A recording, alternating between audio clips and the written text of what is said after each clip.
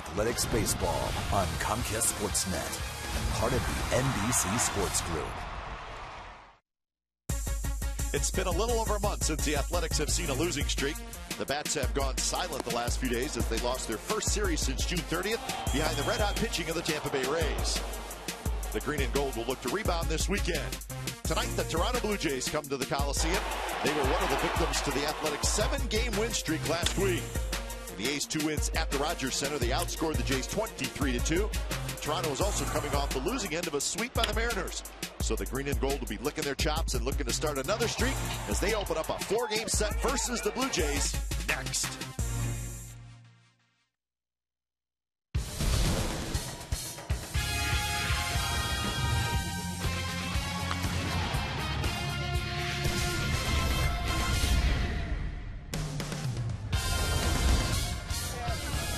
Little tailgating and then some baseball inside the O.K Coliseum. It's a beautiful night, and it's the first of a 4-game series. Good news for the A's. Coco Crisp is back in the lineup, and the Blue Jays are in town. A lot of offense for the Blue Jays, so Bartolo Colon will try to keep them in the ballpark. It's the Blue Jays and the A's, the first of 4, coming up on Comcast Sportsnet, California.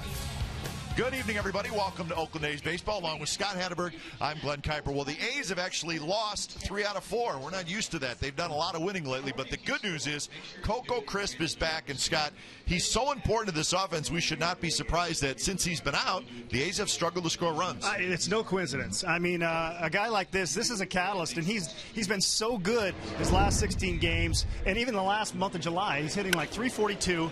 He's hitting 356 in his last 16 games, and he is a big part of the reason this team gets off to good starts.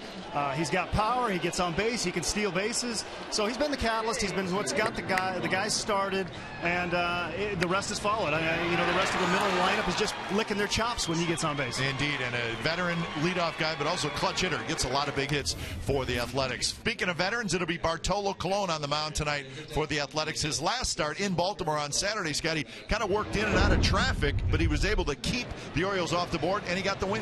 Well, the thing about Bartolo is that he doesn't change his game plan, and not only doesn't he not change his game plan, he doesn't change his demeanor.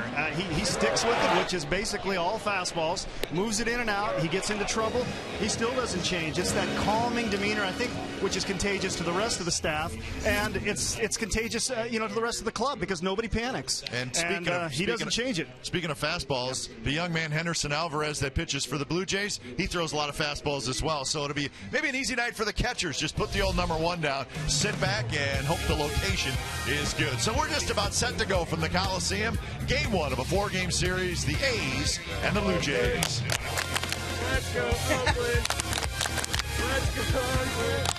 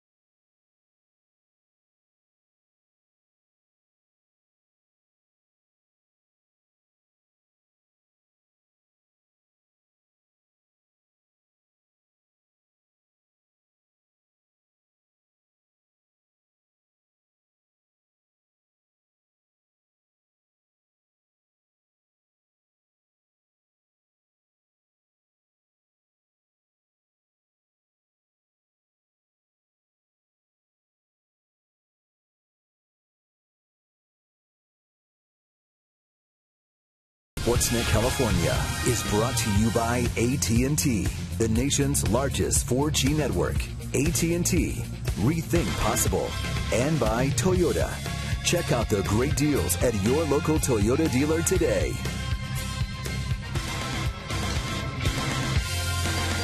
The lineup cards have been exchanged. The A's have taken the field behind Bartolo Colon. It is game one of a 4-game series between the Oakland Athletics and the Toronto Blue Jays. So, umpires taking their spots. And we're just about ready to roll. Game time weather for tonight brought to you by the Santa Cruz Beach Boardwalk. Get to the beach. The admission-free boardwalk is open daily. It's 62 degrees. Another nice night. A few clouds in the sky, but typical night at the Coliseum. The Blue Jays in town. Let's check out the lineup for the Blue Jays. It starts with that man right there. He is third baseman Brett Lawrie. It's fun to watch. Then it's Colby Rasmus, Edwin Encarnacion, who's the DH, Kelly Johnson in the cleanup spot. He'll play second base. Escobar at short. David Cooper, youngster just called up as at first. Rajay Davis in left. Jan Gomes is the catcher, and Anthony Goes is the right fielder. Pitcher for the A's today is the veteran right-hander Bartolo Colon, and it's pretty straightforward when he's on the mound. It's going to be a lot of fastballs. He's got a 7-8 record with a 3.78 ERA this year. He's gonna fill that zone up with a lot of fastballs. He's gonna sink it in and out, and he's gonna see if they can hit it. And he's been pretty good so far. He's 1-1 with 5 starts in July with a 2.65 ERA. So he's part of the winning formula. The defense behind Bartolo Colon tonight. Cespedes, who's been in center field, now slides over to left with Coco Chris back. Reddick in right, Inge, Rosales, Sogard, and Moss are on the infield with George Kataris, the catcher. Adam Rosales, back in the big leagues, just called up. So he is playing shortstop tonight. Nothing like getting thrown right in the fire. Get in there. So we'll give you the transaction that was made in just a little bit, but we know it's Rosales back up, and he is the shortstop. Colon kicks, and the first pitch of the ball game is a fastball for a strike. First pitch, 7-0. So the Blue Jays and the Athletics. The Blue Jays were here earlier this year. Brett Lawrie right here is a high energy player. You think? He puts I think he's got the 15-hour energy he brings. Well, we talked about the transaction. So Rosales up, Brandon Hicks back down. So Adam Rosales and Brandon Hicks had some very big hits for the Athletics, but there was not a lot of hits in between the big hits, if that makes any sense. Brandon Hicks showed he's got pretty good power. Rosie swinging it pretty good down there. Get him up here see if he can get hot. Here's Colby Rasmus. Bunted, and it's a good one, and it's going to be a base hit. He just laid it out there. You hear the term deadening the baseball, which is what you like to do when you bunt it. That's exactly what he did. That was absolutely perfect. For a guy that can hit the ball a long way, he's showing he can do the short stuff too. That was really nice. Didn't leave the box too early. He used the element of surprise, let it travel, and deadened it perfect. Like you said, looks like a top of the order type. Probably why he's up there. John Farrell, second season in Toronto. 500 last year, close to 500 this year. 51 and 53 are the Blue Jays. Here's the very dangerous Edwin Encarnacion. The Blue Jays are in the middle of a 10-game road trip. They went to Seattle and got swept. So overall, they've lost 4 in a row. Good time to take them on. Yeah. And they picked a bad time to play the Mariners, who have been playing great. They're hot.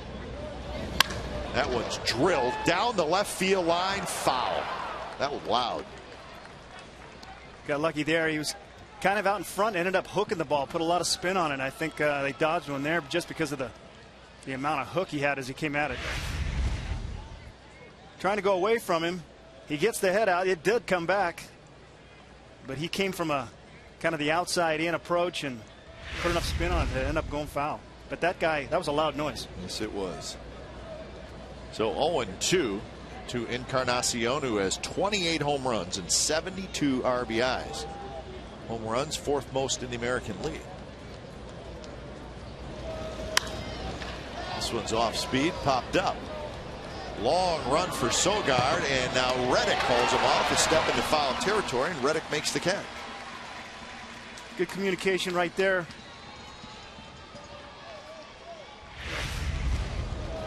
You see where the second baseman Sogard is playing. He was over near second base. That makes it a very long run.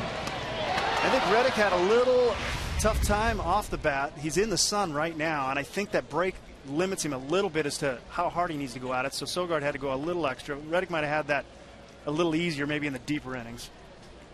That sun's tough right now. Probably the last inning he'll be in that sun. Here's Kelly Johnson. Swing and a miss. So the Blue Jays swept by the Mariners. They'll play 4 here, and then they'll have an off day tomorrow, and they will be down in St. Petersburg to take on the Rays. So that's their 10-game road trip.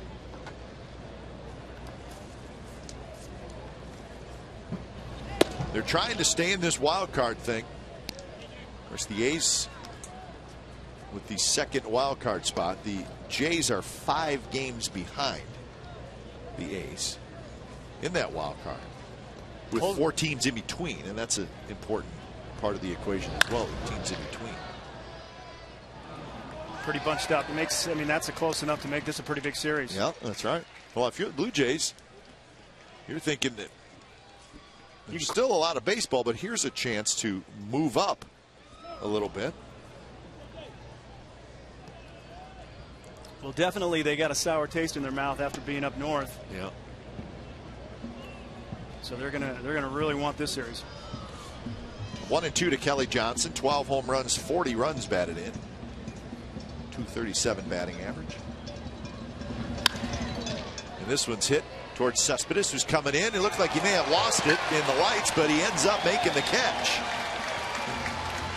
Looks like he lost it somewhere. The lights are on, although I don't know that they're necessarily taking effect yet. But whatever happened, he made the catch, and the Blue Jays do not score.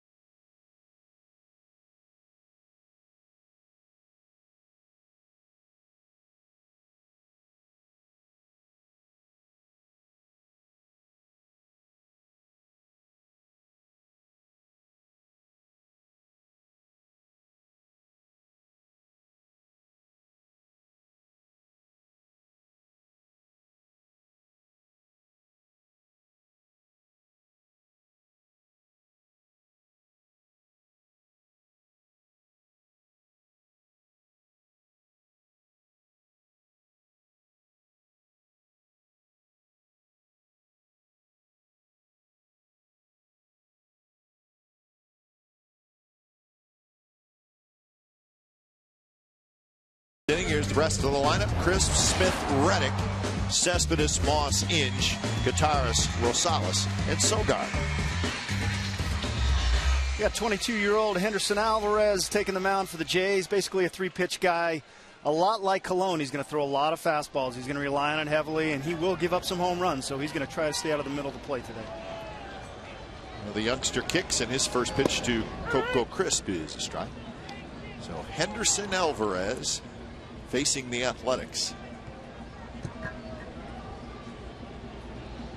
Coco hitting .253 with 5 home runs, 24 runs batted in.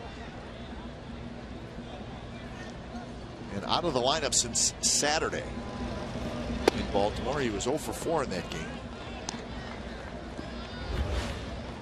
So did not play Sunday, and then did not play in the 3-game series against the Rays. And they missed him. Feeling better. That one's hit hard. A backhanded play by David Cooper. And he makes a nice play. It would have been a double. Who knows? Maybe a triple, but it goes as an out. So nice play by the youngster. Really David nice. Cooper. Really nice short swing by Coco. Really squares it. That is a tough play. It's on before he knows it. Probably hooking a little bit. In between hops. He didn't even have time to move his feet. He got in there, made a nice scoop from the coop. So that's out number 1. Here's Seth Smith.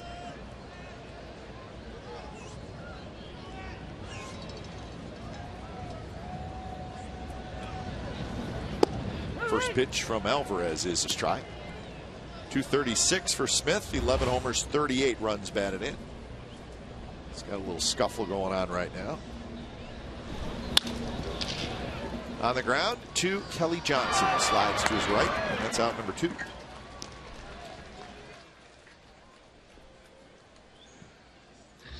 So Reddick will hit.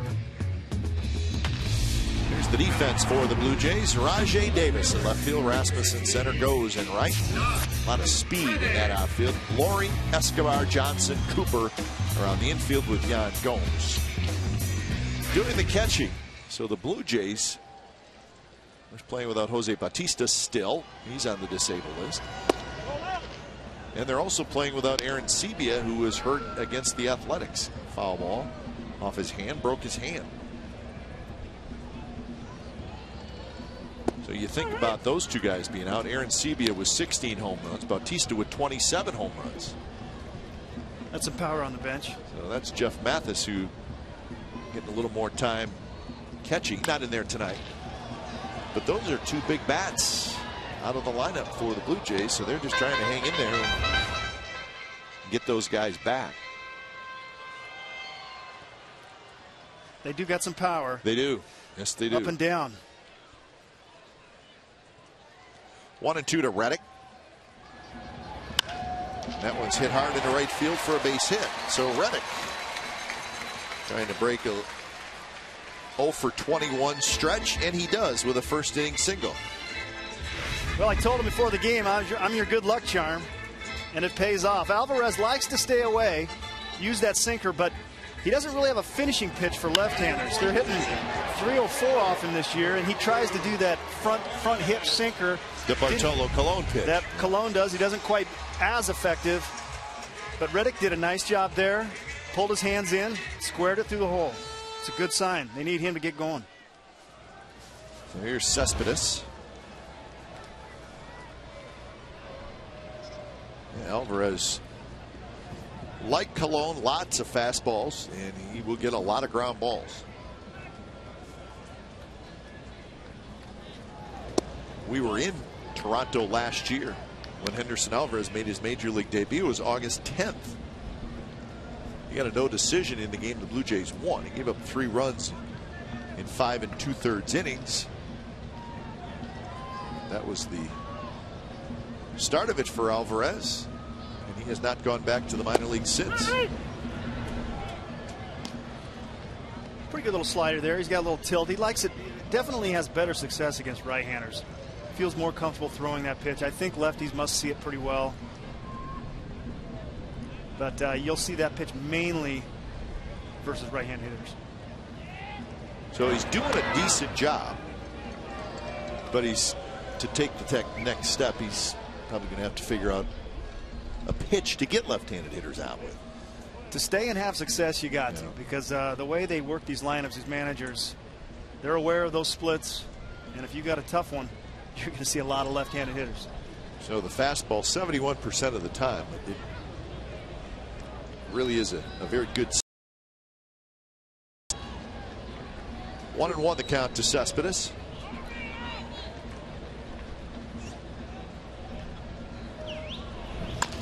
It's a big chopper toward the shortstop Escobar. Guns it across just in time. Side retired. Reddick with a hit. He's stranded. And we're headed to the second inning. No score. A's and J's.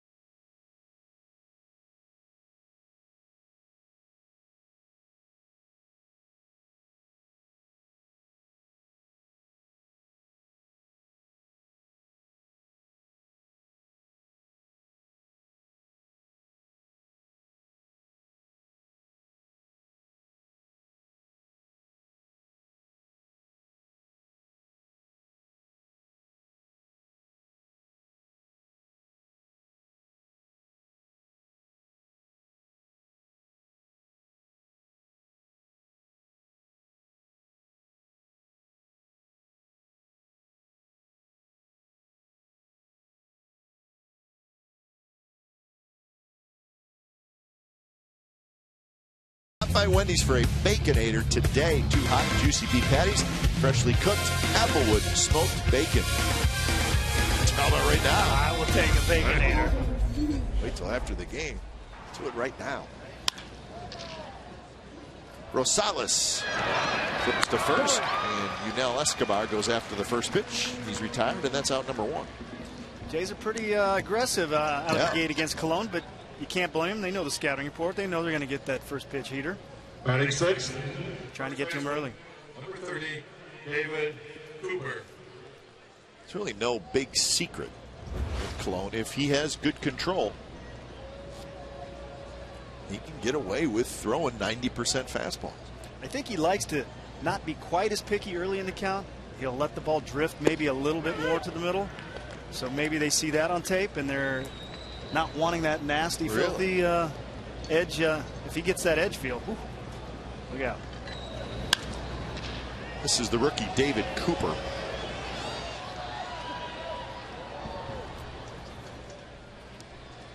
Cooper playing first base.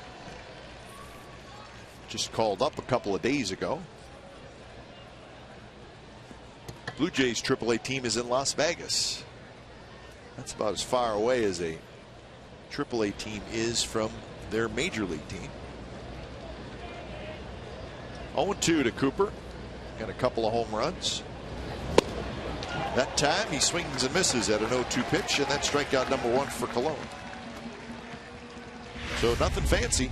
Nothing fancy. He was trying to go away, straightened it, added a few miles per hour, and I think the speed is what got him there. So that was 92 miles an hour, which you do not see Cologne. Not typically. But he can go to that if he has to. There was a day when he had 100 when he wanted. If he knew how to pitch like he's doing now, I don't want to know what would happen. Well, you faced him enough. Did he throw that many fastballs? There was never a straighter fastball on the planet. Really? It was 100 and straight as an arrow. And he kept throwing it. And he threw it, and he was going to throw it and throw it and throw it. He had a pretty good slider, but you just got a lot of fastballs. If he had that movement back then, whew, he was dominant as is. Yeah.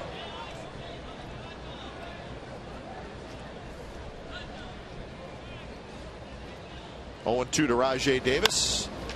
Big chopper towards Sogard. He's got it. Side retired. That's a 7-pitch inning for Bartolo Colon. Bottom of the second coming up. It'll be Moss, Inge, and Kataris.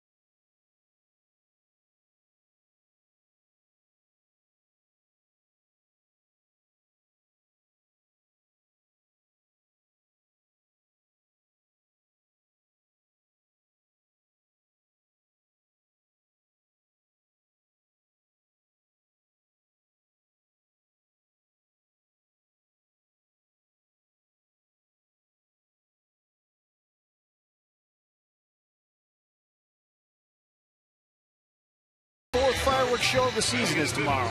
The show, set to the sounds of the Olympics, is presented by Chevron and begins after the A's play the Blue Jays at the Coliseum. Bring the family and your picnic blankets and enjoy the show from the outfield grass. On-field capacity is limited. For tickets, go to oaklandathletics.com/fireworks. First pitch to Brandon Moss is outside, so fireworks tomorrow night. There'll be one more fireworks show after tomorrow night. That will be September 14th.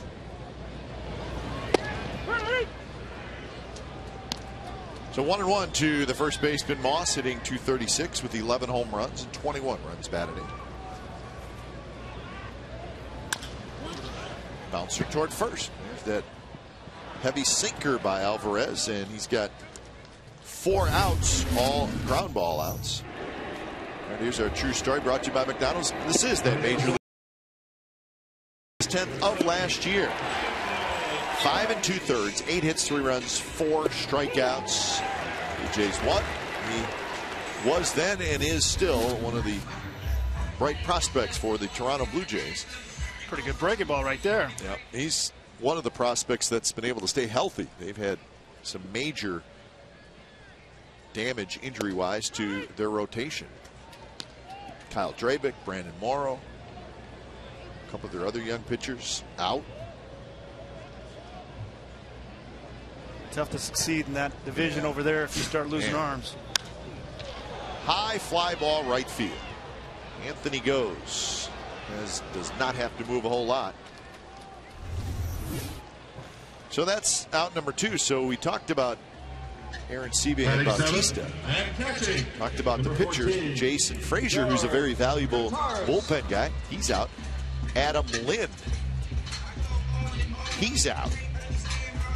So they've really been battling these injuries. I think they feel like you just hang around. 8 pitchers on the 60-day. Yeah. Play meaningful games in August and September. But I think if you're a team that's trailing in the standings and there's teams in between you, and in this case the wild card standings, you have to at some point have a winning streak. You have a 7-8 gamer where you just things fall your way. If you're going to get yourself above those teams that are between you and the team you're chasing, which in this case is the A's and the Angels. I mean, if the whole you keep winning series, that's great, but I think when you're back and there's 2 months left, sometimes you got to sweep some series. No doubt. They got to put together something approaching double digits. It's just the only way to get past a 4 or 5 car bunch up that we got right now. And I think they're well aware of it. 1-2 to George Katars. And that one just missed inside. That's the standings that we're talking about. Orioles a game and a half behind the A's. Tigers the same. Rays the same. And then the Red Sox, Blue Jays, and Indians. So there's 3 teams right on the heels of the Athletics and the Angels. Tigers, Orioles, Rays. None of those teams are playing tonight. They are playing in Texas, though, and guess what? It's a wild one. Could it be any wilder than last night? I don't think so. No. Tonight it's the Rangers 8, the Angels 8 in the bottom of the 6th inning. Halfway through. That was Dempster making his first start against C.J. Wilson, and they are both gone. Katars with a 2-out walk. Good eyeballs right there. Laid off a nice little slider, one of the better ones that he's thrown so far. Showed good vision. Maybe lefties pick it up pretty good, but he seemed to see it pretty well. He tried to front hip him with that sinker. He saw it pretty well, so that's a good sign from the new guy. Working a nice walk. It's just part of his package at the plate. So 280 the average at AAA for Adam Rosales. First pitch is a bit inside.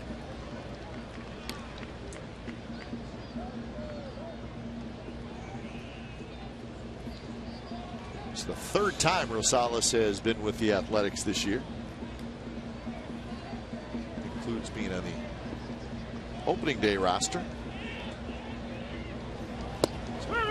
He made the trip to Japan.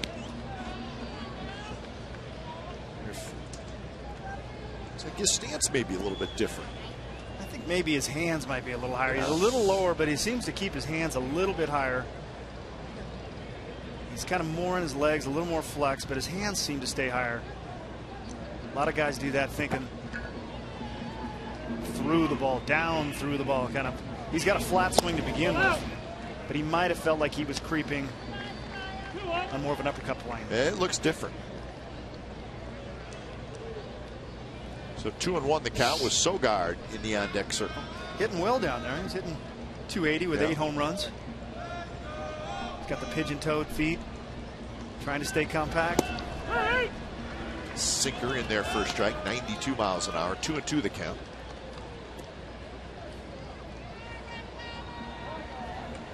He's an old school player. He's the kind of guy that I picture having one of those cigar baseball cards. Yeah. Socks up. Spit all over him, dirt all over him, socks up. Swing and a miss. I guess technically it would be pants up. Let's make sure we get that right. Rosales strikes out. Side retired, a strand runner, and we're headed to the third. No score.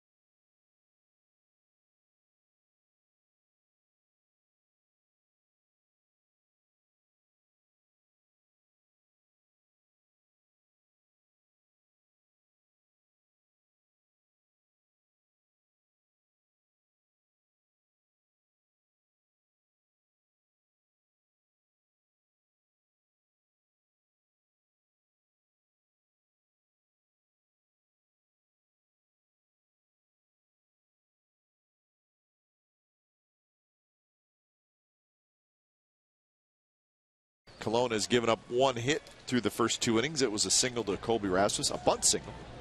Got a strikeout. Gomes goes, and Laurie 8-9-1.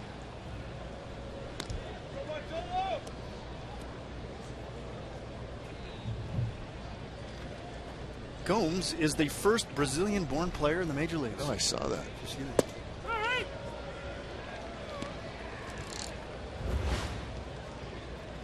So they're watching us in Brazil? Is that what you're saying? Could be. But there is soccer going on, so maybe that's not. True.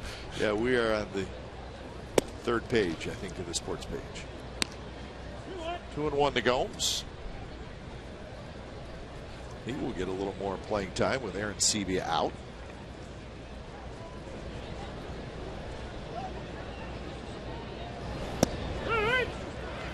Martolo, I think he took a little bit off, caught the outside corner. What do you think the pregame meeting was with Kataris and Colon today? Well, I would think as a catcher, this would be a pretty easy guy to catch. And I bet it was a short meeting. I bet it was very short. What do you throw? Can you put your finger out? You're number 1.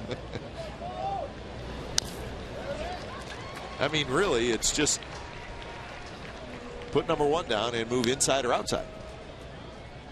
And even that, you probably don't need to move inside, outside a whole lot because his ball, it almost finds the glove. It will dictate it, right.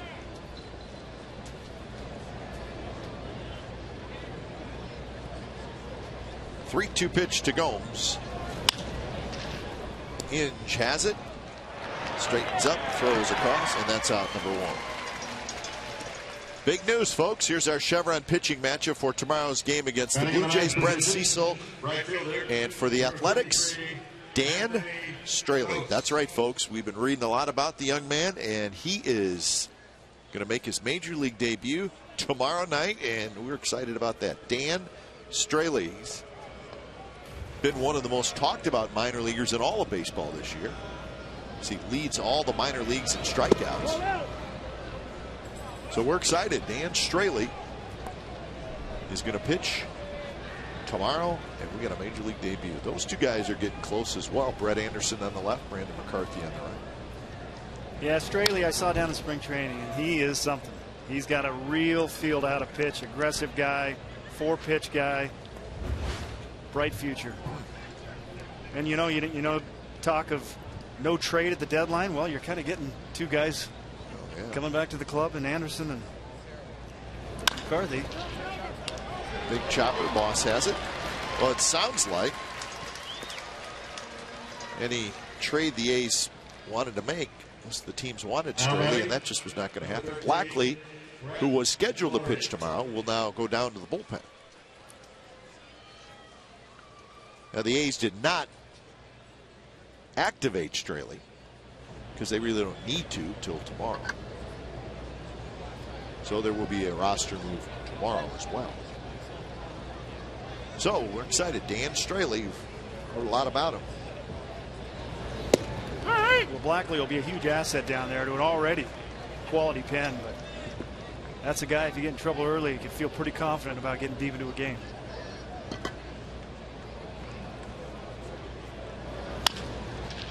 Bouncer foul, and it's 0-2 to Brett Lawrie.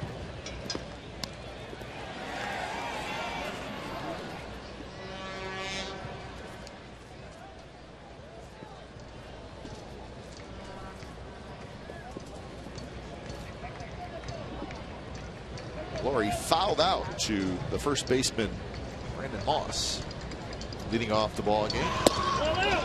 Just missed. That's a good 0-2 pitch, though. Great location right here. Straightens it up a little bit. Adds a little velo. Just misses that corner. Lawrie knew it. He took an extra look at it. He just gets a piece of that one. 90 miles an hour. And that's not a good swing for a 90-mile-an-hour fastball. That very defensive. Yeah. I mean, it looked like it was obviously a fair amount of movement. He's indecisive as to where this ball is, and he's such a strong guy that all hands through it, kind of emergency hack a bit. Got a piece of it. Another big chopper. Sogard's going to have to hurry. He flips in time. And that's a 3-up, 3-down inning. 8 in a row retired by Bartolo Colon. Bottom of the third coming up.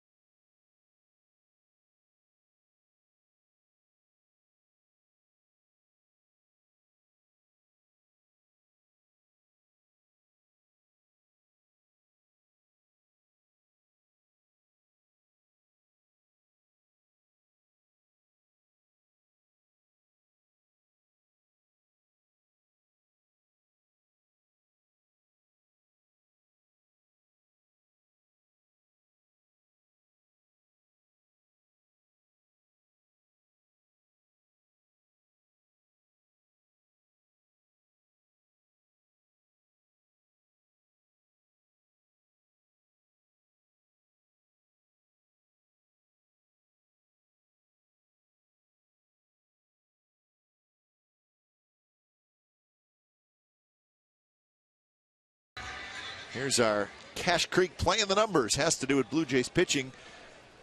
Team ERA started out pretty well, but it has got progressively worse. And how about the number at the bottom? They've used 30 pitchers this year. That is a lot. That's a lot. That's a bad sign. So the pitching started out well. Not so good anymore. Overall, they're 12th in the American League in team pitching with a 4.56 ERA. Injuries, hurt. Ball's hit hard, and it's a base hit for Sogard. So the A's have their leadoff man on aboard. That's the second hit. Nice short stroke there. Now batting center fielder, number 4. Gets a ball over the plate. Pretty straight. Didn't get much sink on it, but stayed short, stayed right through it. A ball easily. You get too amped up in a game like this. You see it good, you roll it over. We saw Seth Smith do it.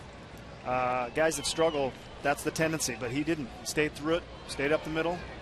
Base hit, nice swing. So see if the A's can do something with the base hit. Here's Coco Crisp, who shows bunt. Ball is low. A lot more sink on that ball right there. I think that's what he's looking for. Sometimes you just lose that slot a little bit. That arm slot flattens out on you.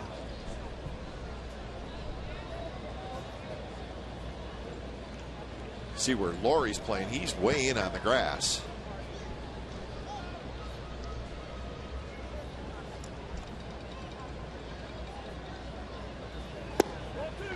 Shows bunt again and again. It's low. 2-0.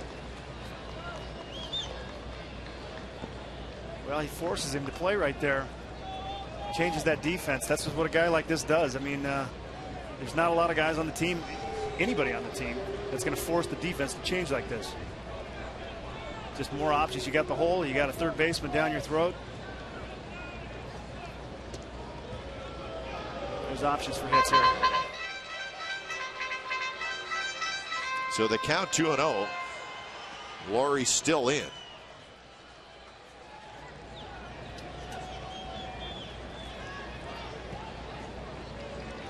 Seth Smith will be next for the A's.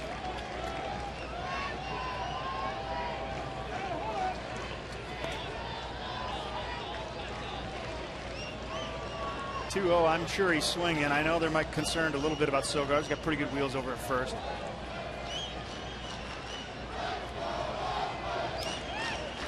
Coco is swinging, and the ball goes past the catcher, and Sogard's going to get to second. So no bunt attempt that time. Didn't matter. The pitch was a ball.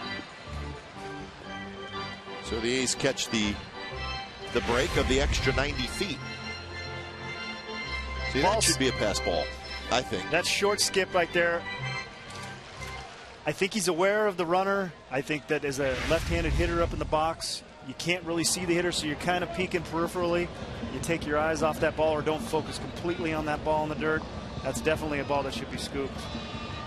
Sneaks by him, and A's don't have to bunt. 3-0 pitch is in for a strike.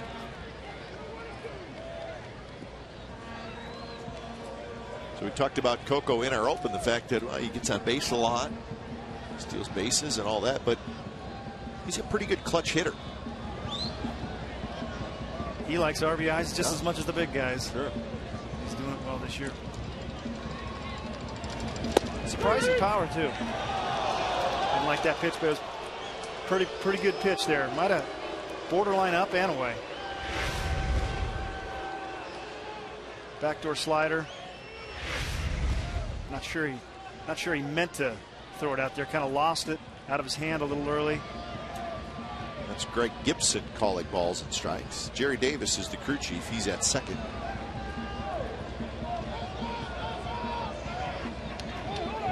Tough pitch to advance the runner. I know he's looking for something he can handle, something he can hook and get around. Get Sogard to third. Let the big guys come in and get a cheap RBI. Wow, this is one of your specialties right here. I was born to do this. Rolling over to second base. Red Rover, Red Rover. Tin Hattie right over. Line drive, getting back is goes. He sets up, he's got it. Sogard tags. The throw to third is just a little bit late, and he came off maybe momentarily but he was able to get his hand back on. Goes has a terrific arm in right field. But Coco gets the job done. That was an absolute cannon. And that was a really good at bat by Crisp. I know he's disappointed. He hits a rocket, and this, look at this. That is a great arm stroke. Look at the carry. A little bit off the line. But if that was on line, that would have been some kind of put out. Yeah.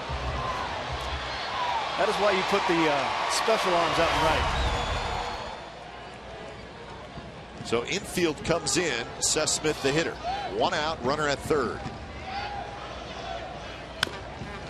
Bounced right at the plate.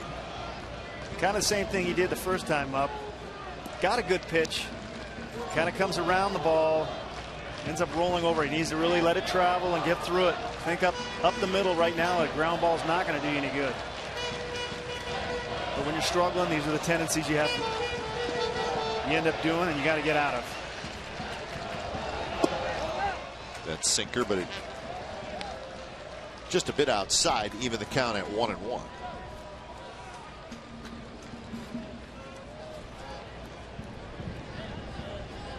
Smith 0 for his last 18. Good time to break out of that.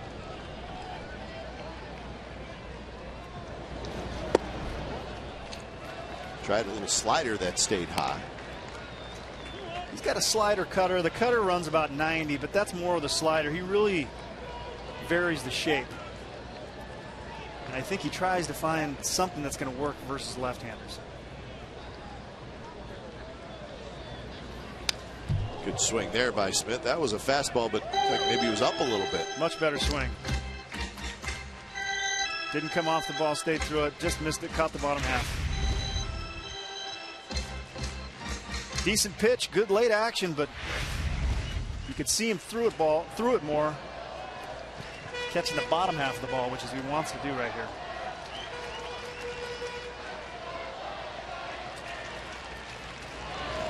Two pitches, line to right. That's a base hit, and the A's take the lead 1-0.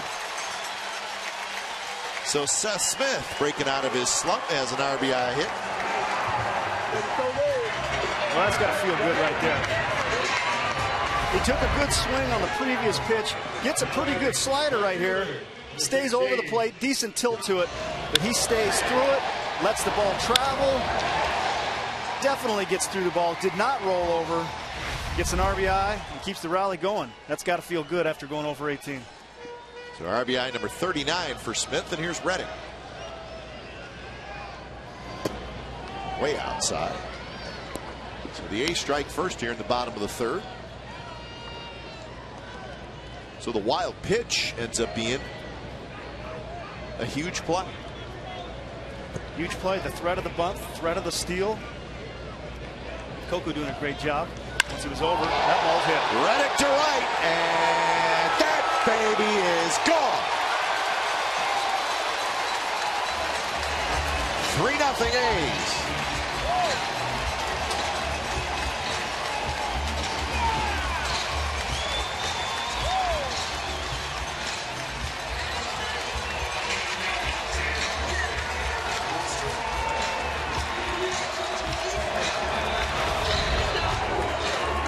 Talking to Reddick before the game, and he had a terrible BP and said that didn't work, and he booted a water bottle. I think he figured something out between there and the game, because he is absolutely square 2 balls, and that was punished right to his fans, the faithful, in the Reddick pile. Great swing. That's how much mental this game is. You can feel terrible 2 hours prior, get in the box and be locked in. First pitch to Cespedes is low, so home run number 23 for Reddick. RBIs 51 and 52.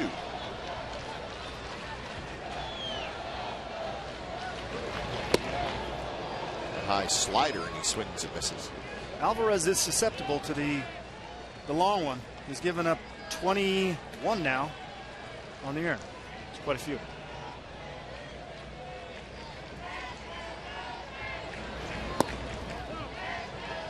So 31 home runs since the All-Star break for the A's. 114th home run overall this season. 3-1.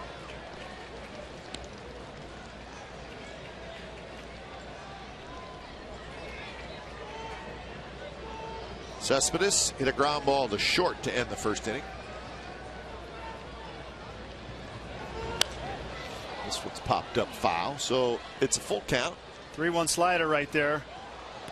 Pretty good pitch, but it seemed like he saw it pretty good, and I think he wants it back.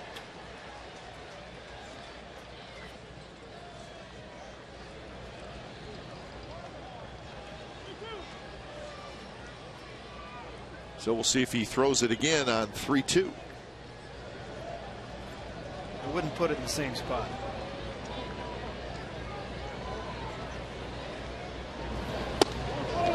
He instead goes with the fastball, and it runs inside, and there's the walk.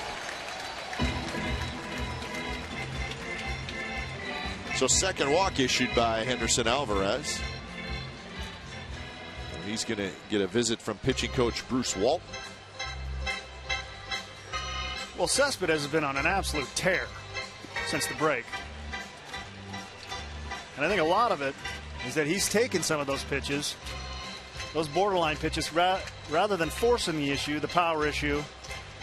He's really let the game kind of come to him, and he's got some kind of game. I was talking to Chile before the game, and they were talking a two-strike approach.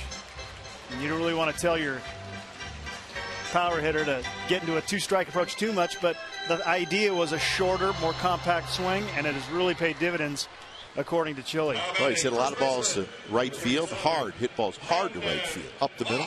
Being a little shorter, he's so strong he can leave the yard at any time, but to be a little shorter and not have to start so early, you can let the ball travel and see it longer. First pitch in the dirt.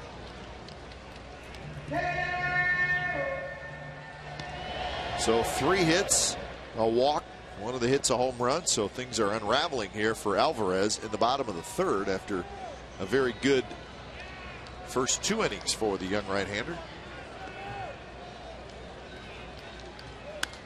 Moss with a good swing, files it straight back. Brandon Moss grounded out to first.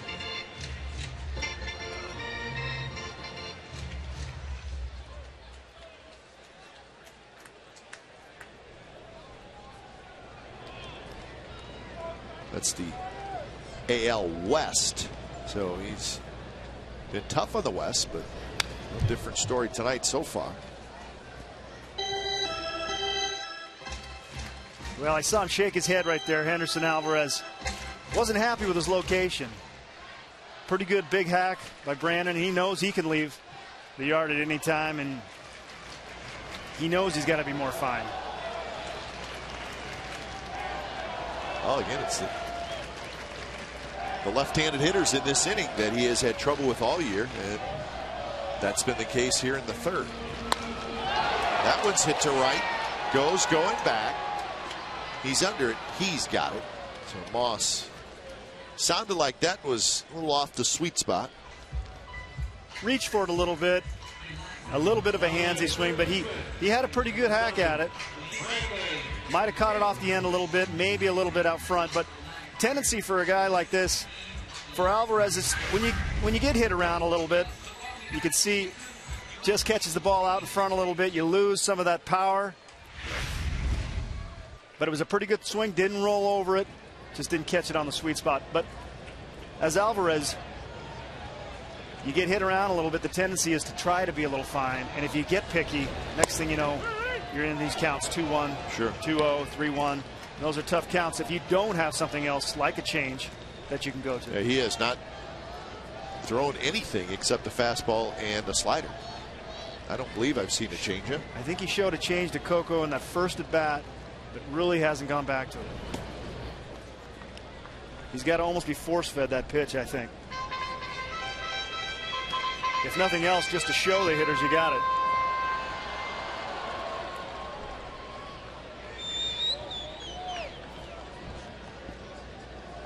Inge with a fly ball to right field in the second inning. That brushes Inge back.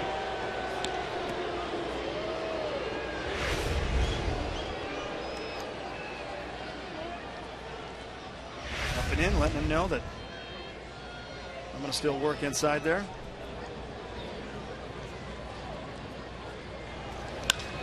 This one's hit towards center. Drifting toward right center. Rasmus is back.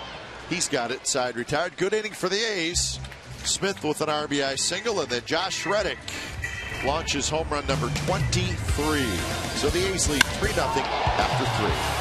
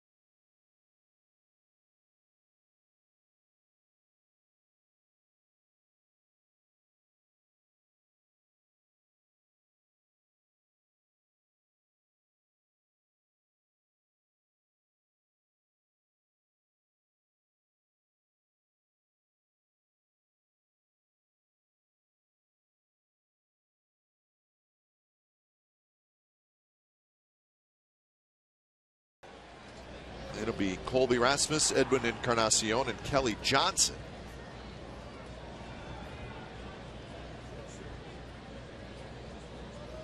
Rasmus had a bunt single. So what does Brandon Inge do? Comes in on the grass.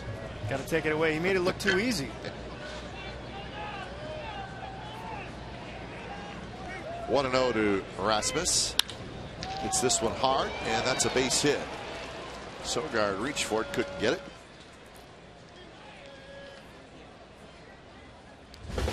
Bring your kids out at the Coliseum Sunday, August 5th, when the A's play the Blue Jays. 7,500 kids will receive an A's Jamile Weeks drawstring backpack, courtesy of Washington Hospital of Fremont. For more information and tickets, go to oaklandathletics.com/tickets. Every time I come here, my kids tell me to bring some more goodies home. Yeah, well, they have plenty to give away. The Chia Pets are out of control right now. Are they? Yeah. They're giving them haircuts and all sorts of different looks. Our Chia Pets did not do as well as yours then. Well, they the hair sang just to didn't them. grow quite as well as we had hoped. Maybe the kids should have sang to them. Yes. The kids have the touch.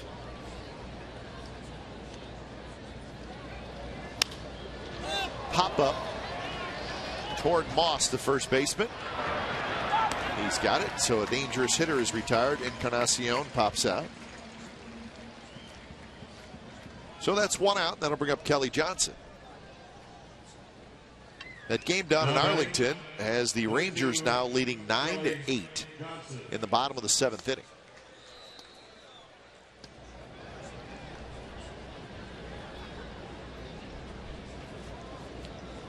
Kelly Johnson hit a fly ball to Cespedes, who lost it in the sun. Not the sun, the lights, I should say. But was able to hang in there and make the catch. That one's drilled toward left center, but Coco got a good jump. He's near the warning track, and he makes the catch. Exactly right. He got a great break on that ball. First step quickness is absolutely vital. Johnson stayed on two nice balls, both the other way, both to the gap left center. This one a little bit shaded left center. But I wouldn't want to hit it towards him because he is a cheetah. Yeah. So here's Escobar.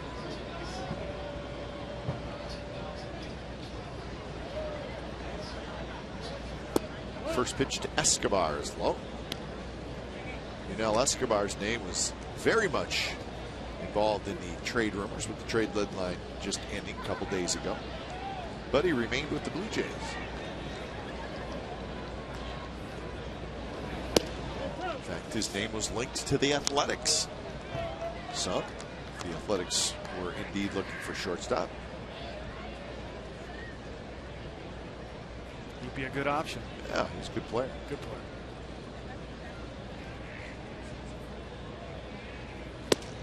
Which is high, 3-0. Again, these are all just rumors. There's a lot of rumors going around the last couple of weeks. Season's long. You need some rumors. Yeah, boy, they can fly around trade deadline. 3-1 now to Escobar. Escobar showing some patience. One of the few hitters in the Jays lineup so far this game that have. In the hole, Rosales has it, throws to second, not in time. Backhanded play by Rosales, close play at second, but Rasmus just beat the throw. That was a great play by Rosie.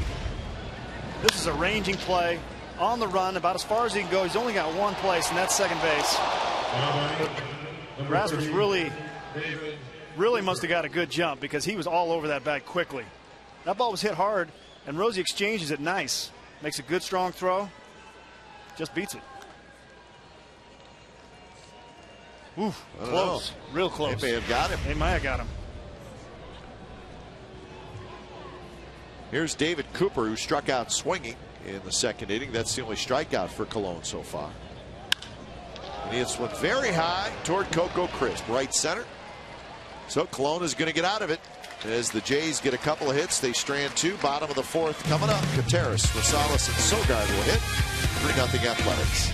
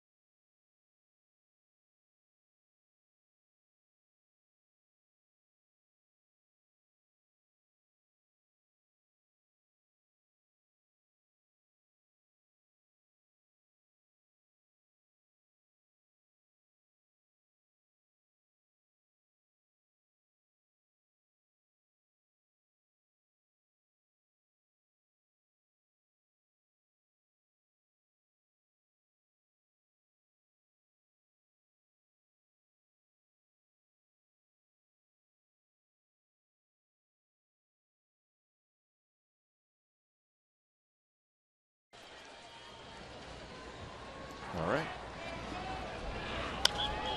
Good question. Evan Scribner has a save for the A's this year. Jordan Alberto has a save. Sean Doolittle has a save. Cook has 10. Balfour has 7. So there's something to think about as you sift through the record books. Getting back is Rajay Davis, and he makes the catch. Kataris is retired. So we were talking about the trade deadline, Scott, and you were busy. So I was busy. Billy had you out roaming the minor league parks. Yes. How was it? It was great. It's good to get back to the minor league parks.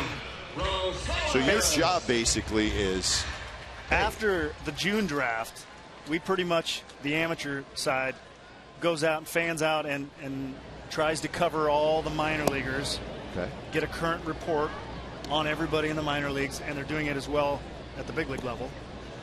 So if there is a trade to be made, that each team, we submit a report and basically recommend certain players and others, and basically have a current idea of what everybody's doing.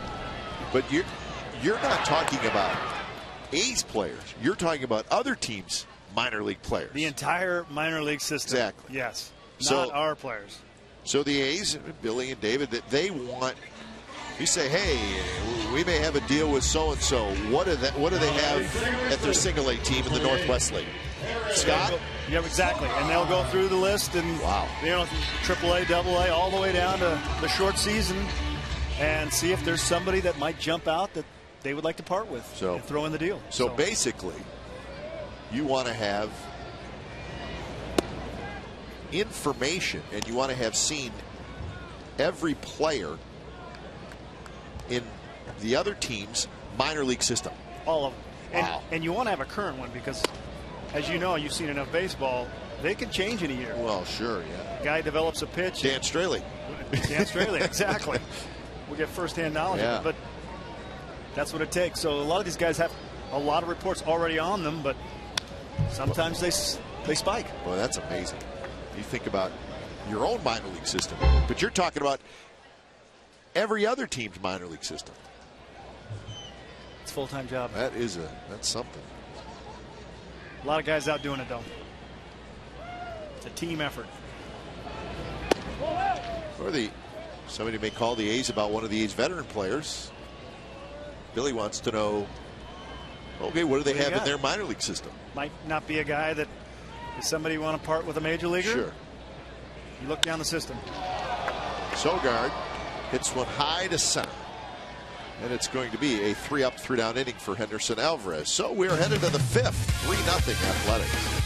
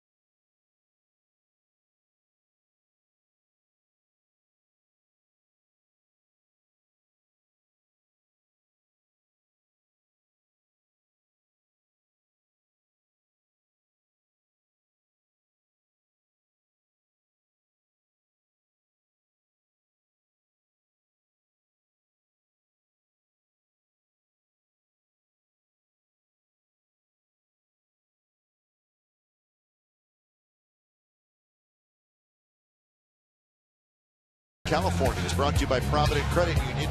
Provident Credit Union super reward checking is better than free. They pay you. 3-0 the A's lead. It is the top of the 5th inning. Rajay Davis bounces one. Inge has it. He was playing in. Guns it across. What a play by Brandon Inge. It's a big chopper, but he was playing in. And that's out number 1. Yeah, that's a tough play. Another first pitch swing from the Jays. Right down the line. Raji can run. Has to stretch out. Brings him opposite of first base. But he's got a good arm. Gets his feet under him. Those are great fundamentals. Ready. Look at that. Those are cat-like reflexes.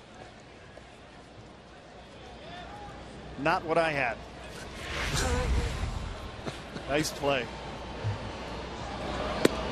You weren't a kitty cat over at first base? Come on.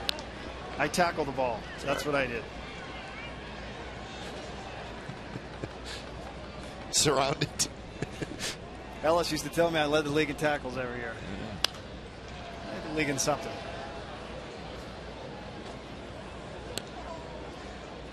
Oh, 2 to Yan Gomes.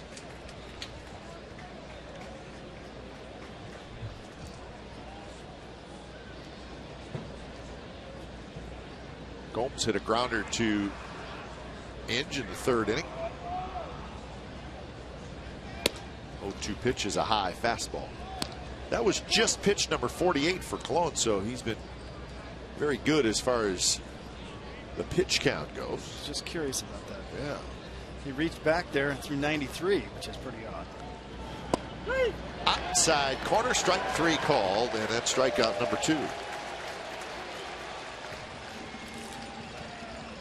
Here's our AT&T trivia answer. When was the last time the A's had 7 players with at least 1 save or more in a single season?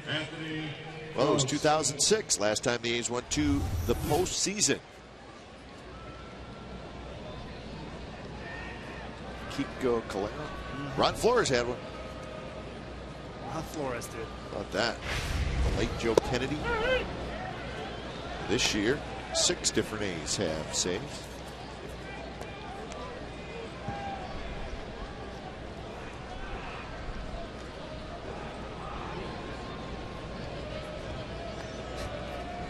Doolittle's going through the scouting reports. Roberto's not quite ready to do that just yet. You got to have the nails ready. The pitcher needs to have the nails. He was going through his fingernails. Oh.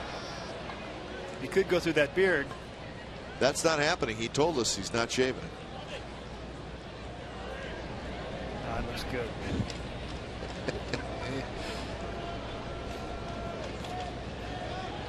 Oh, 2 to Anthony Goes. Broken bat.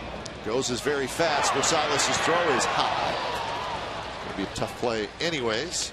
So Goes will get credited with an infield hit. Really no chance on that ball. Off the bat. Has to play back because it's that in-between hop.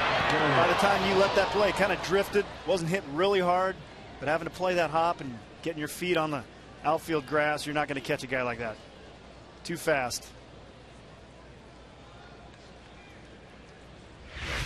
Rosie was hoping, though.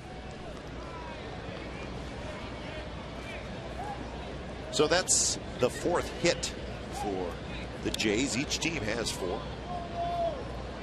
So now top of the order, Brett Lawrie. The Jays are looking for a 2-out rally.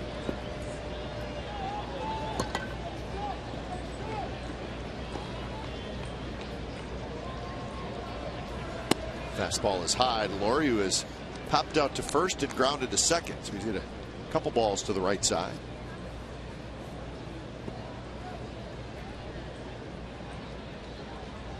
He's over pretty good on the line. They got him pulled to the left side.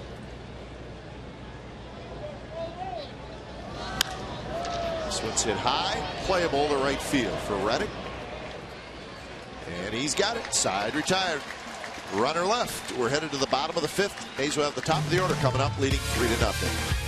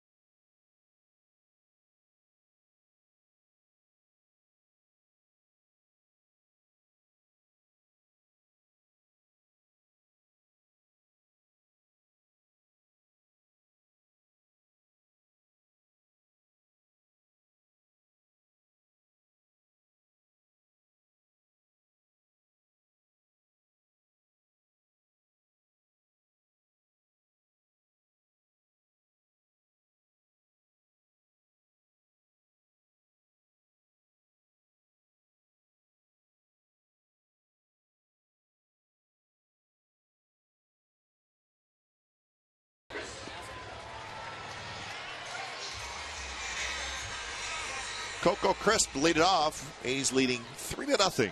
Bottom of the 5th. All 3 runs coming in the 3rd inning. Seth Smith with a RBI single, and then Josh Reddick with a 2-run homer.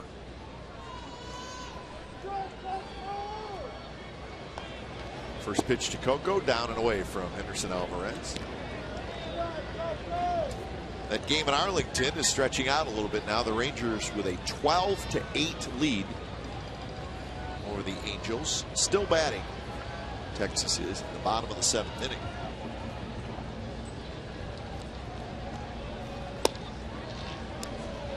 That one missed just a little low, I guess. Alvarez thought it was a strike.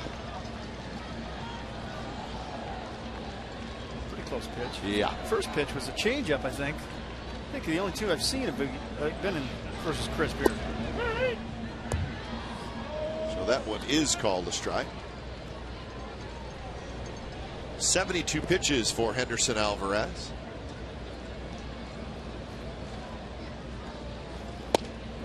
This time he goes to the inside corner and gets the call. Both pitchers have been really efficient. Lots of strikes, pound the zone. 2 walks and a strikeout for Alvarez. That's the fastball, 93 miles an hour, but it's high. He's the definition of efficient.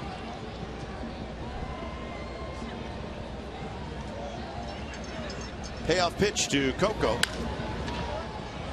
Hits it high and foul down the left field line.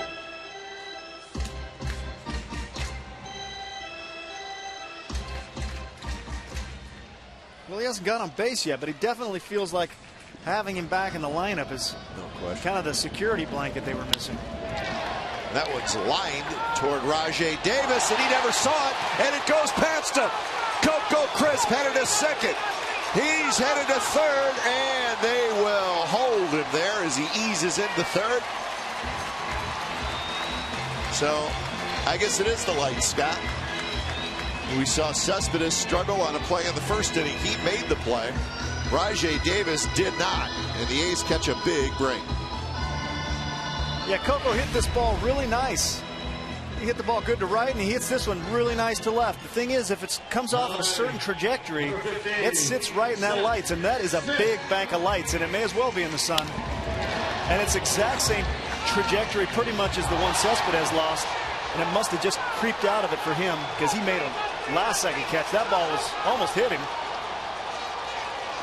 So that's a gift for the A's right there.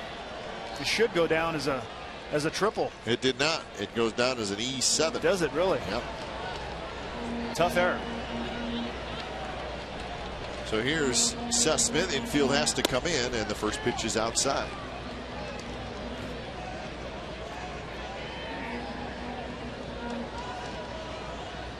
A horrible feeling, huh? Losing the ball in the sun or the lights.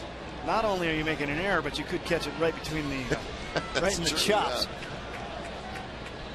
Nothing good is going to come out of it. Tapper back to Alvarez. Coco thought about going, and now he scoots back. And Seth Smith is stopping, and he's moving very slowly. Not quite sure what happened, but he did not make it all the way down to first base. Yeah, about 3/4 of the way down, he was rolling, and he pulled up. That didn't look good. I don't know if it's a hamstring or a calf. Let's see. He's out in front of it. He puts it right there. But it looked like he tried to accelerate just a little bit. Well, he saw Coco kind of break from third, and he was forcing him to make the play to first quickly. And I think when he kicked it into gear, he might have grabbed, well, something in his hamstring, it looks like. So they're going to walk Reddick. So we'll keep an eye on Seth Smith.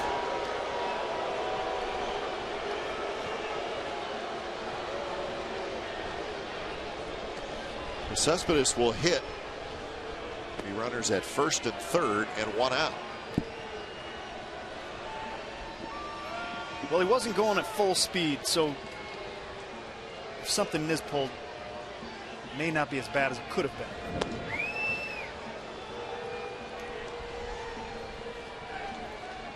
Smith, he is the DH tonight, so I guess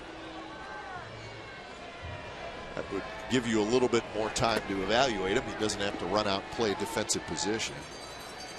But it just looked like there's just a moment where he accelerated just a little bit. He's out in front, he breaks, and then he's... Yep. He saw the pitcher, and I think he saw Coco break and tried to kick it in. And it looks like it was right above the knee and the hamstring there. Kind of a lower hamstring. But you're right. Maybe he can go up, get on the bike. Sure, see. Maybe it cramped up. Maybe it cramps, right.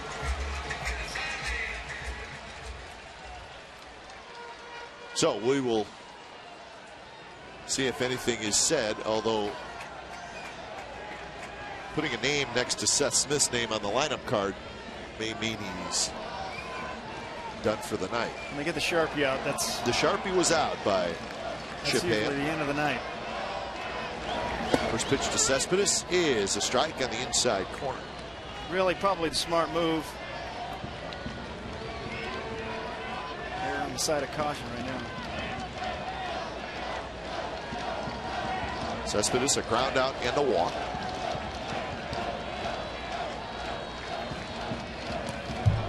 Foul ball right to the backstop.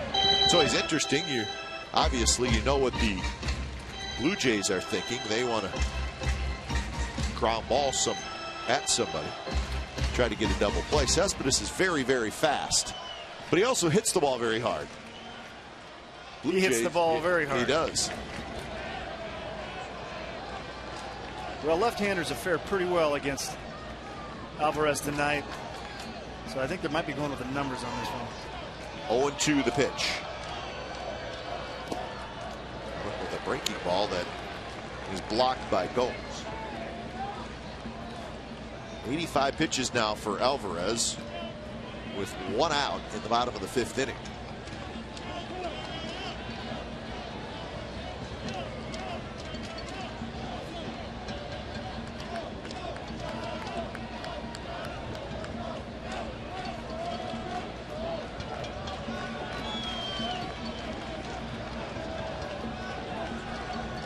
Wouldn't be surprised if he tried to sink something in on him.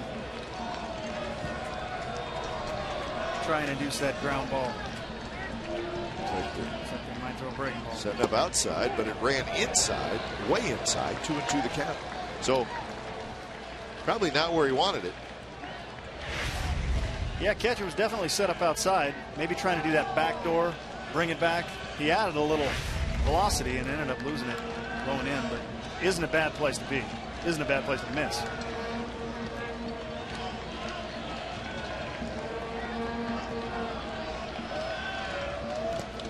In the dirt again. Quick throw to first and diving back is Reddick. So now the count is 3-2. Keep an eye on Reddick. I think this is the part of the game that Cespedes has really impressed me the most, is his ability to adjust and to really start seeing the ball. And in these counts, he's going to be pitched the rest of his career this way. And for him to lay off and pick his pitch is going to be what he's going to do for his whole career. And it's just a special quality. And he's doing it quickly, adjusting quickly. Check on Reddick.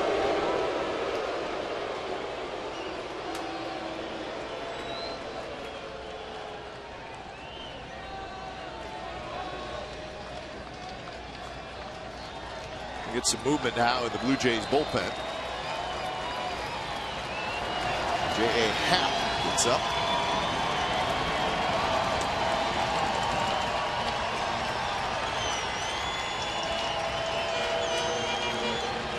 Alvarez is ready. Reddick takes off, and the pitch is way inside. He walked it.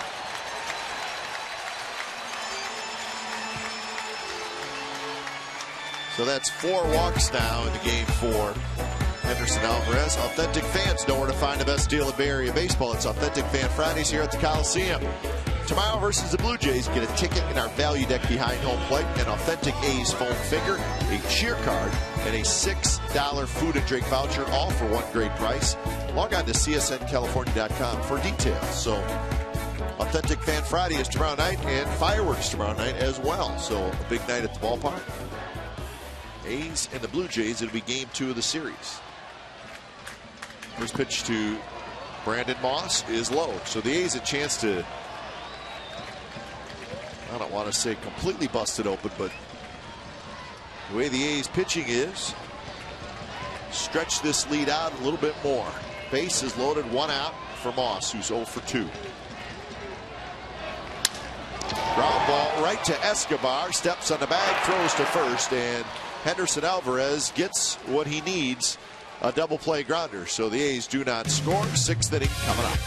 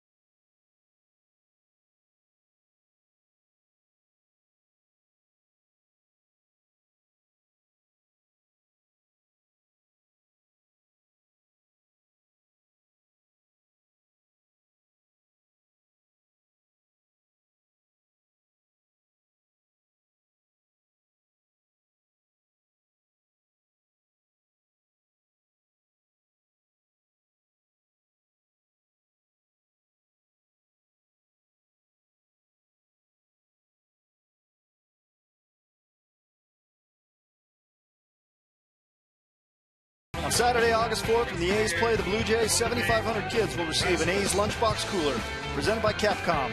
For more information and tickets, go to oaklandathletics.com/tickets.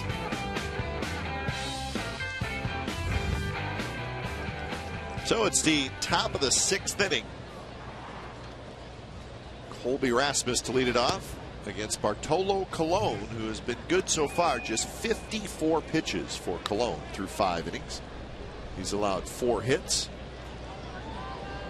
One of the things that has helped him, Scott, is he's had 5 one-pitch at-bats. That's like a pitcher's dream. It's a pitcher's dream.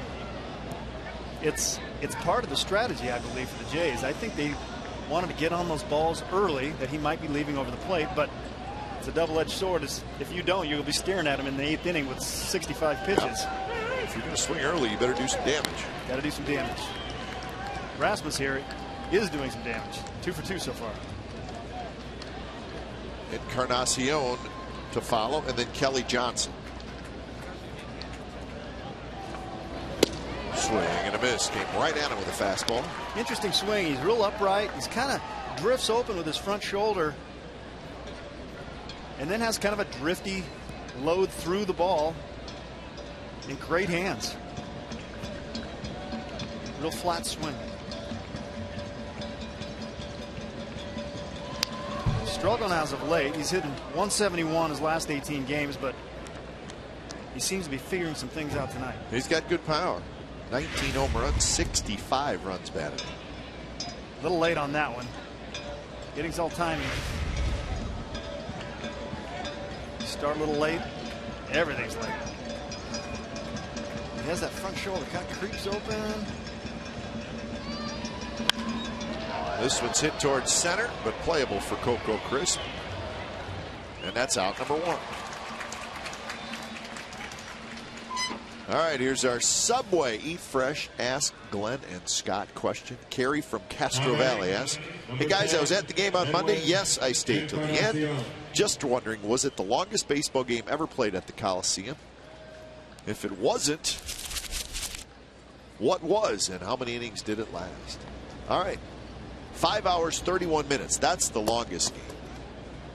1972 against the White Sox, 1982 against the Angels. It's like 2 games. That is a long time. So 5 hours and 31 minutes is the longest. Monday was 5 hours and 9 minutes, so we almost got there.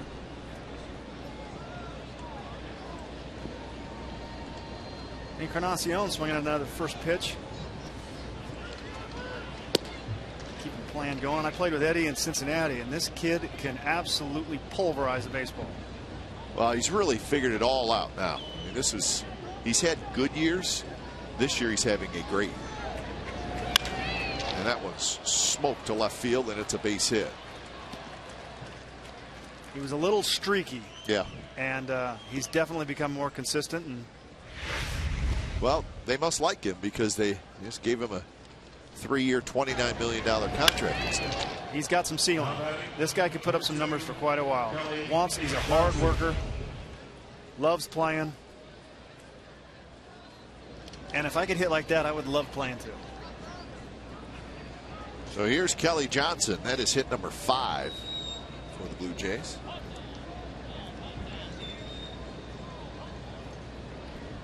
The Blue Jays have identified Encarnacion as a cornerstone guy, and when an organization does that,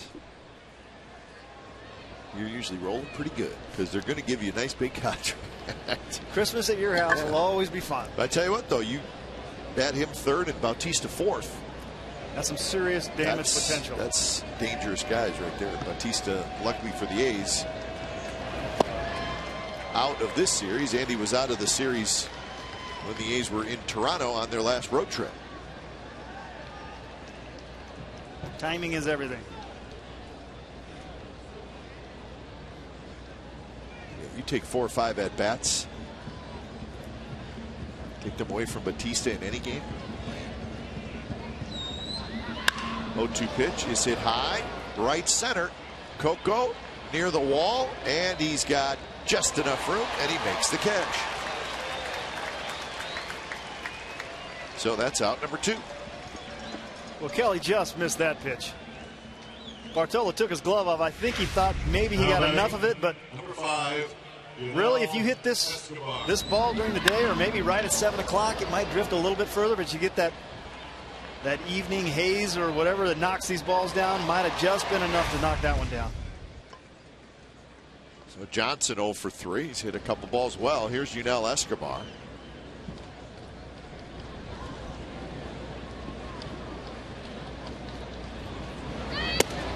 Fastball is high. Escobar grounded out in the 2nd, singled in the 4th. One thing about Colon, though, is he'll just miss, and the next pitch is coming right back at you. Not affected by the previous at bat or the previous pitch. Special quality. That one on the outside corner looked like a little slider or something. Looked like he might have cut it, didn't it?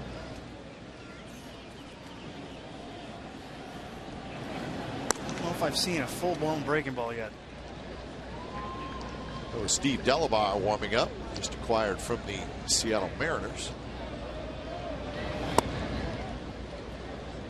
2-1 now to Escobar. 2 outs here in the top of the 6th inning.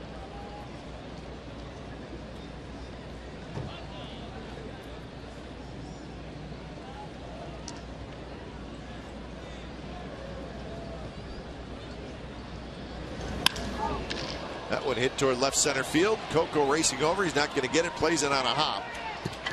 Encarnacion to 3rd. So Escobar has his 2nd hit. So the Blue Jays, they threatened in the 4th with 2 outs. Same thing here in the 6th. Yeah, Escobar gets a pitch a little bit up in the zone. A bad pitch. It gets on top nicely. That's a good swing. Very balanced. Threw the ball really well. No matter the jump Coco gets, he's getting that one. Cut it off nice, though.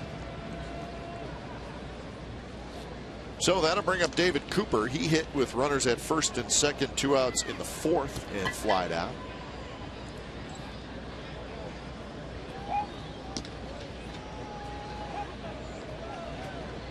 First pitch, and he pops a foul back.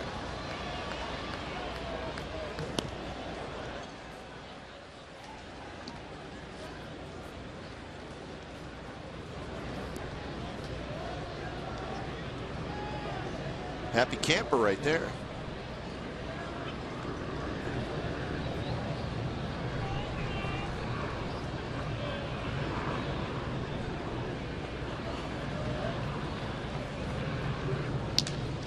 Oh, one pitch, just a bit high. Cooper, interesting story. He's from Stockton, so lives in Stockton.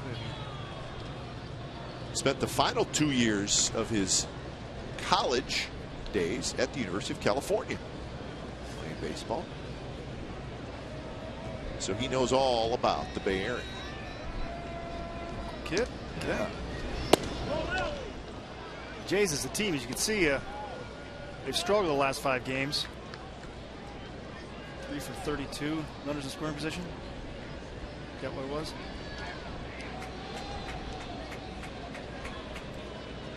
So 2-1.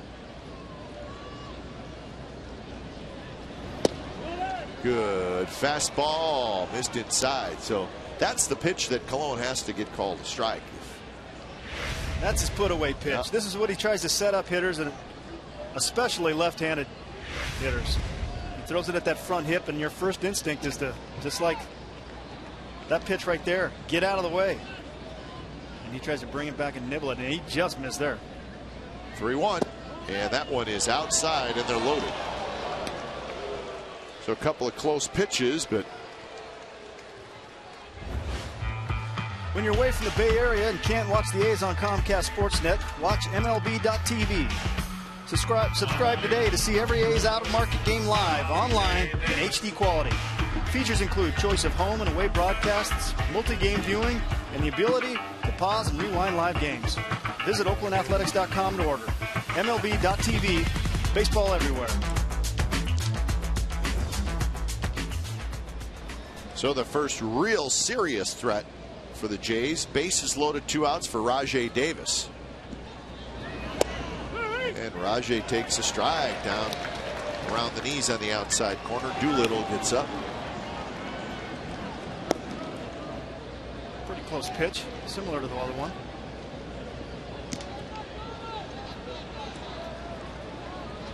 Davis has grounded out twice. Hits that one to the first baseman. Moss hustling to the bag. He's got it. And the Blue Jays leave the bases loaded. They've now stranded 7 through the first 6 innings. 3-0 Athletics.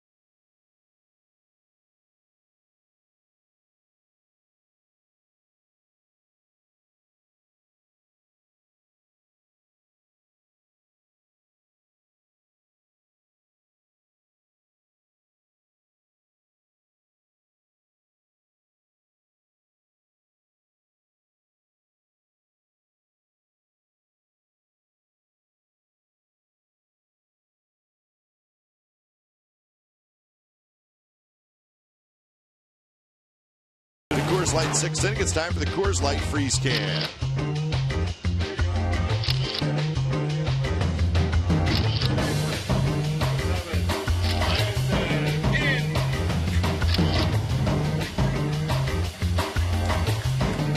Coors Light Freeze Cam is brought to you by Frost Brewed Coors Light. It's the world's most refreshing beer. I like that Reddick freeze cam. That was a nice swing. Resulted in a home run. It's a poster picture. Brandon Inge to lead it off, bottom of the 6th inning. The Rangers are now leading the Angels 14-8 in the bottom of the 8th inning, and they're still batting. So after a crazy 11-10 win last night by Texas, they're scoring runs in bunches tonight. Both teams are. Texas 14-8. It can heat up there, and the ball can quickly fly out of there. First, the A's will host the Angels Monday, Tuesday, and Wednesday. So that has certainly a chance to be a huge series. Angels will go to the White Sox this weekend. 4-pitch walk for Brandon Inge. So that is 5 walks now by Henderson Alvarez, and he only has 1 strikeout. So John Farrell's coming out, and he has already made the move. So when it's time for a change, think Speedy Oil Change and Tune-Up, your oil change tune-up and smog experts.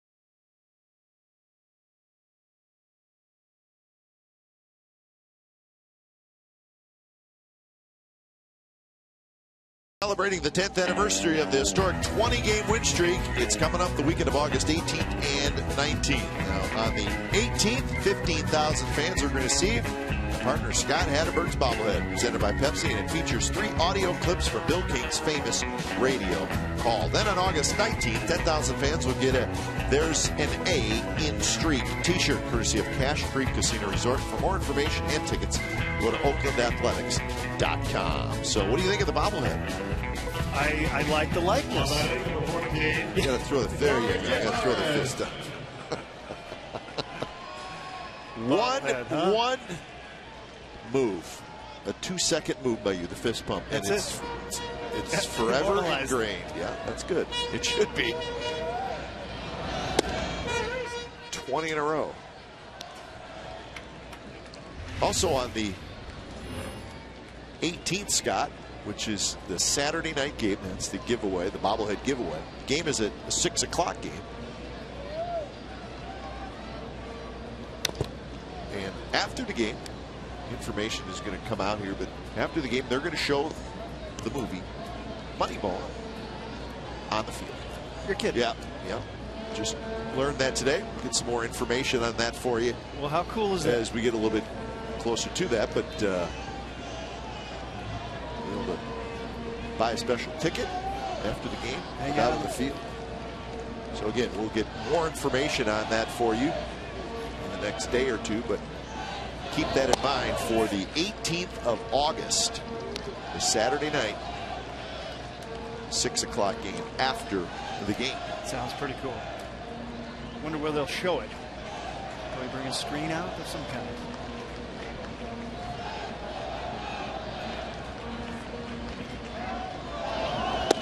So what you're basically doing is you're going to be able to watch the movie sitting on the field where it actually happened. Which is pretty cool. Pretty cool. Pretty cool. Good idea. I like it. Jay's got Steve Delabar in the ballgame right now, who is filthy versus left-handers. And he gets George Kataris swinging, but the ball scoots past the catcher, so Inge goes to second. Throws pretty hard. He runs it up there about 95, but he's got this right here. Shortstop. And that is a split finger that you cannot see. Looks just like a fastball out of his hand and disappears. And that pitch right there, my friends, is very tough to pick up. And left-handed hitters are hitting 0.86 versus him. So most of them are not picking up it as well. Don't feel bad, George. That one drilled down the right field line, and it is just foul. But I wanted to get a little more information on that, the showing of the movie. If you already have a ticket to the game, that's fine. You can buy the ticket to the movie for an extra $12. On top of the ticket. On top of the ticket. And then you can just find a seat on the field. There you go. Walk out there. Or you can buy kind of a combo ticket for $40, which would get you a field level seat and then the ticket to the movie. See. And you get a bobblehead, so that's a pretty good deal. So if you already have a ticket for that game, $12 extra will get you a seat on the field for the movie Moneyball. I'll tell you, I'm going to be there. I think you will be. I think you should be. I think you'd probably be the guest of honor. It's a good idea. It's a great idea. 0-2 to Adam Rosales. Trying to get Inge home, cushion the lead a little bit. McHugh past Ty Waller.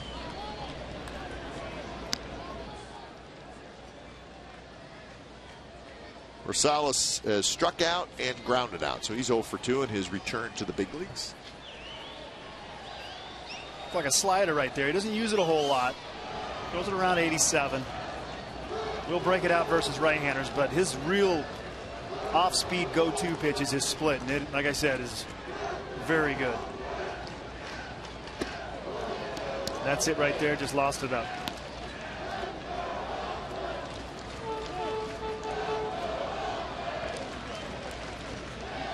Delabar came over for Eric Thames, so did play a fair amount.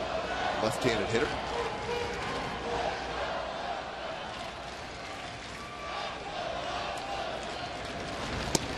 That one outside. 2-2 the count.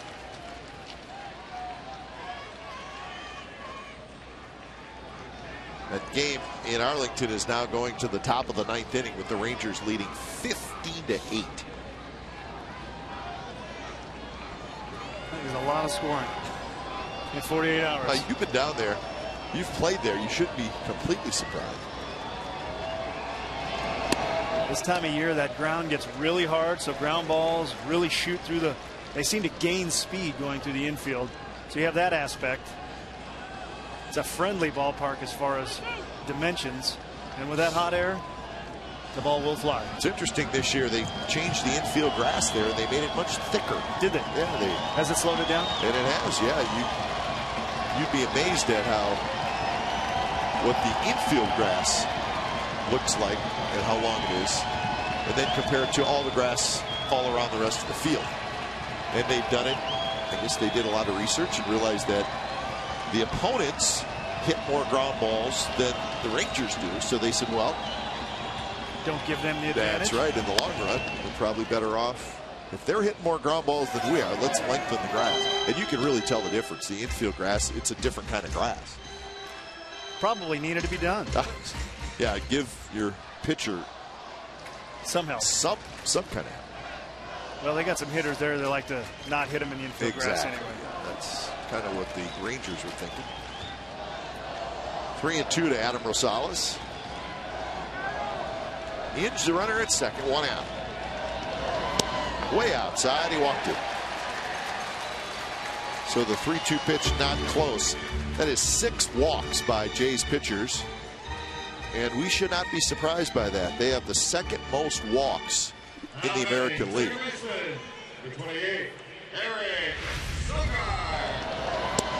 Ball 4. Never walking. Plus, he's got the forward lean. That always makes it look like he's even running faster. He does have a pronounced forward lean. Yeah.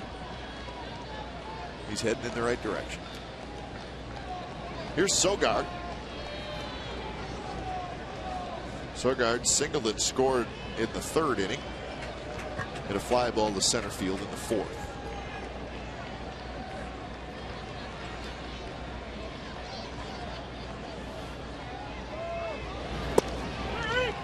.94 miles an hour from Delabar, and it's in first strike.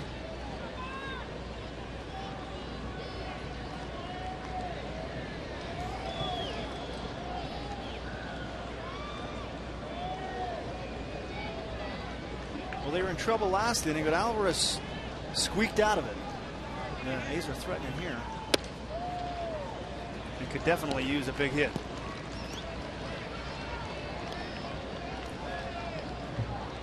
Well, the Blue Jays, even without a couple of their better hitters, they're still dangerous.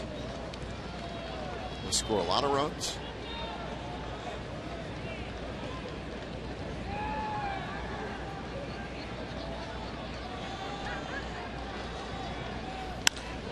High fly ball, shallow center. Colby Rasmus is under it. He's got it for out number 2. Sogard is retired. He's 1 for 3. And we'll head to the top of the order, and it'll be Coco Crisp turn to see if he can come up with an RBI hit. Coco is 0 for 3, reached on an error in the 5th inning. But he's hit the ball really well twice, and the ball to left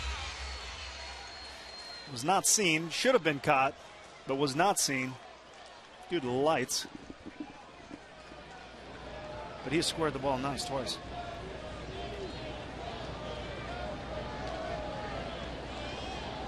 Inge and Rosales, the runners, both of them walked. Outside corner strike.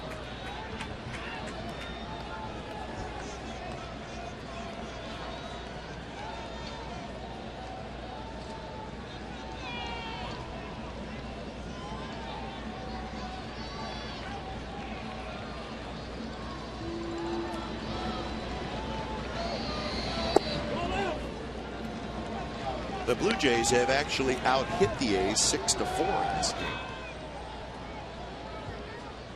There's Chris Carter. Remember, Seth Smith running to first had a stop and felt some discomfort somewhere, so Chris Carter has come out into the on-deck circle. He will hit for Smith. A couple back-to-back splits there. He's leaving up, which is good. Tough pitch when you leave it, when he's able to locate that down in the zone.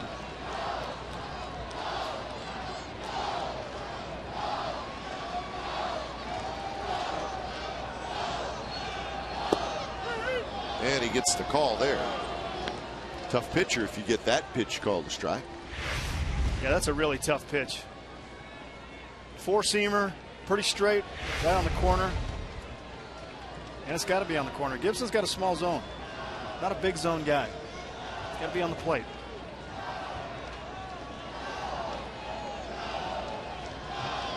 Two and 2.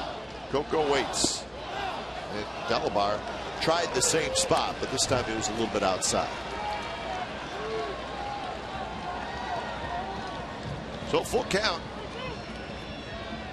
Inge and Rosales will take off on the pitch.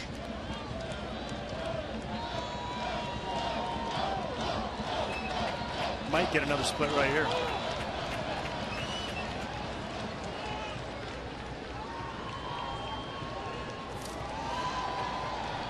I think Delabar stepped off. I think he's unsure what he wants to do, but with the runners going, you almost have a base open. He might throw that good split.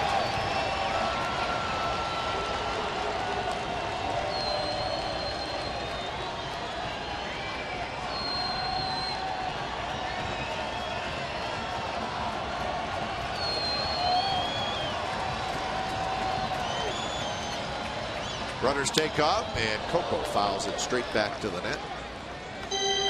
Stuck with the heater. Coco battled it off nice, but he was a little late. I'm not so sure he didn't have in the back of his mind that it wasn't going to be that split, especially with the stepping off and the miscommunication. Quick hands, though.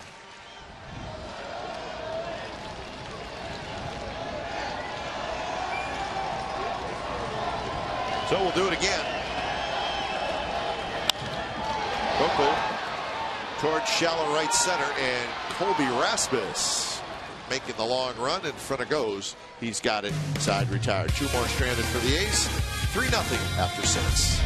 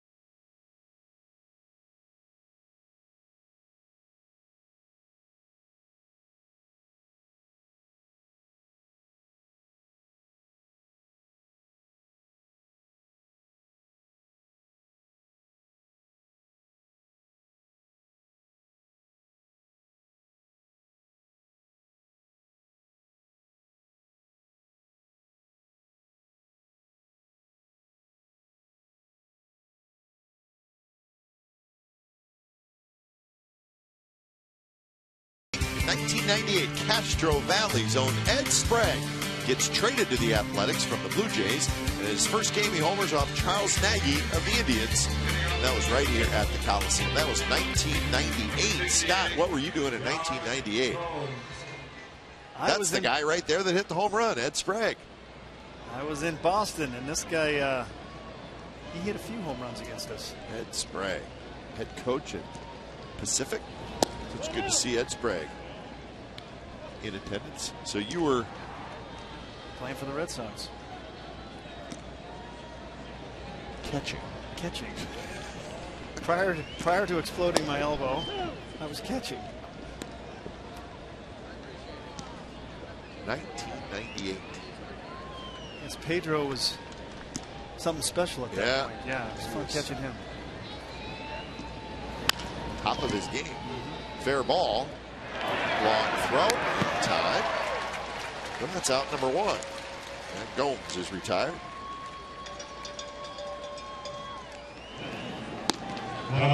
Doolittle has been throwing for a while. But still just 80 pitches for Cologne, and he hasn't allowed a run. Very manageable pitch count right now, and he's working effortlessly. He's doing a little bit like he did in Baltimore in his last start, where if he got in any trouble, he made the big pitch, and that's the same thing tonight. Goes is retired. The Blue Jays have stranded 7 through the first 6 innings. So they have not been able to get that big hit off Bartolo Colon. Now batting, number 13, Brett Laurie. So here's Brett Laurie.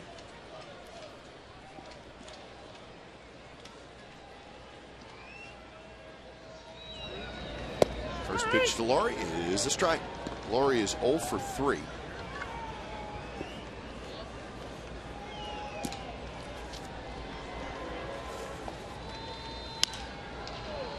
He shoots that one to the right side, but foul. Once again, Bartolo's ahead 0-2. He's worked ahead all night. Tough to hit when you're behind in the count, even with a guy that throws so many fastballs. He does that really, really well. Working ahead. Reddick coming in and a couple steps into foul territory. He's got it. 7-pitch inning for Bartolo Colon. He rolls along. 7th inning stretch. 3-0 A's.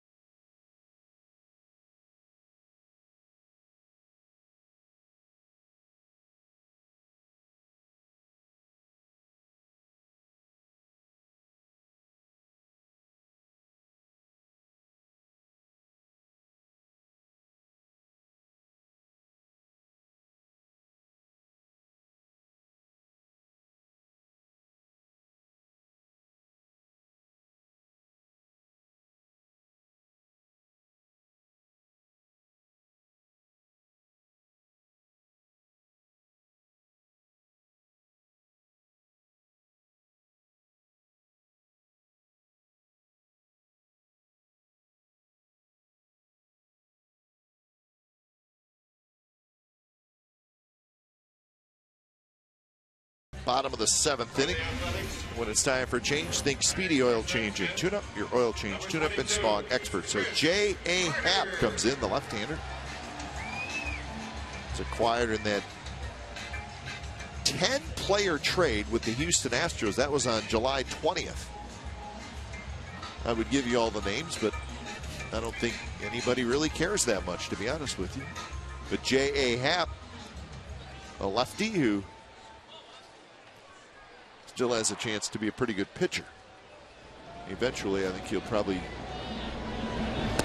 be in the Blue Jays rotation. He's got that kind of stuff. He's got a mitt full of pitches. He's a 4-pitch guy. Uses everything. All in the crafty category.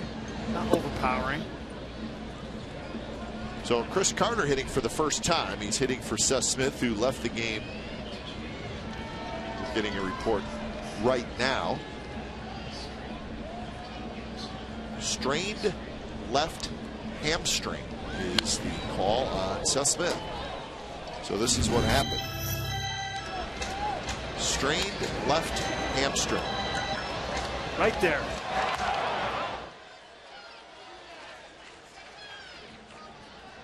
Looks like he caught it a little bit, but a little early. But we'll see.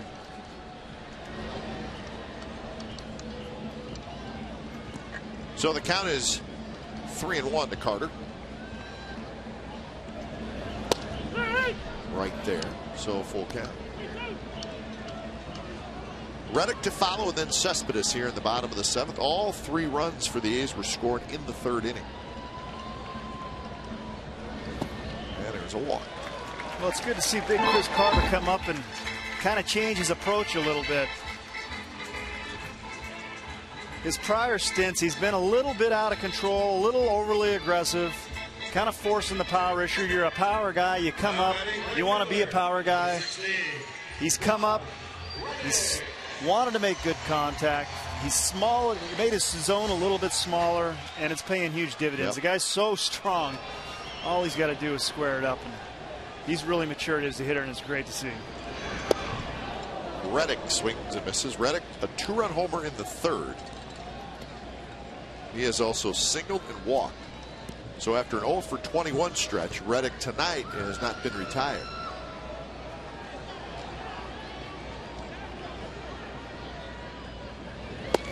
Swing and a miss on a high slider.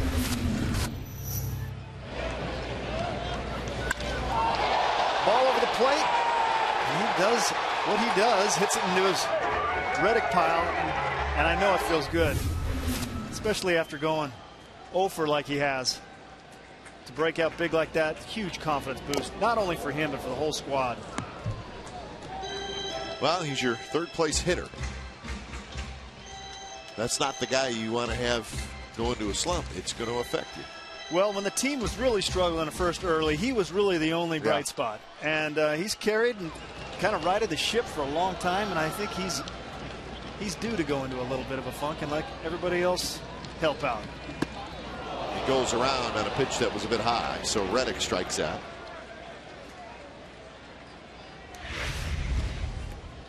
Yeah, the lefty climbs the ladder here. That's a tough pitch to lay off, especially when you got breaking ball in your mind and you're a little hesitant to pull the trigger just a little bit early on that fastball. You wait a little too long, you just can't catch after those around the letters. And he knew it. He couldn't hold up. Here's Cespedes. He's walked twice. The Jays pitchers have walked 7 A's hitters. Now, none of those 7 have scored. But there's just nothing good about a walk, unless it's everything's got to work intentional, something like that. But yeah, exactly. Lineup gets turned over quicker. Pitch counts go up. Pressure on the D.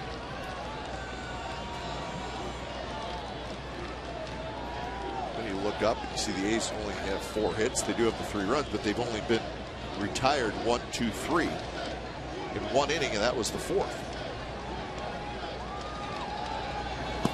Tough to survive like that, but the Jays have really battled out of a couple situations. But it's tough to live that way consistently.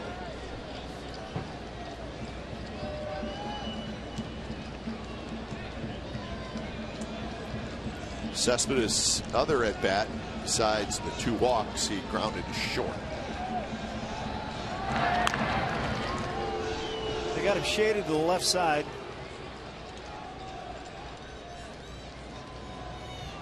Outfield, though, is pretty much straight away.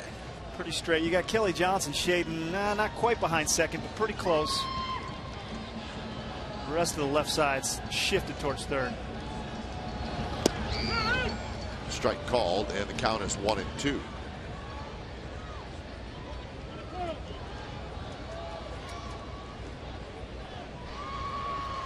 Well, he's hungry to hit, I can tell. He's chased a couple balls out of the zone.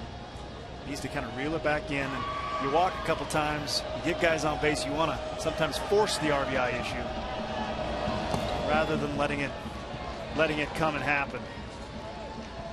That's part of the most impressive part for me about his game, is that he's let that transpire, let the game come to him rather than force the issue, which he did a little bit early. Well, how about the amount he was striking out early compared to how many times he strikes out now? Made a huge adjustment, and that's the selectivity, and that's the maturation of just adjusting to the big leagues. It takes a guy a long time to do it, and he's doing it at a rapid pace. Now he's smiling. Pretty loose.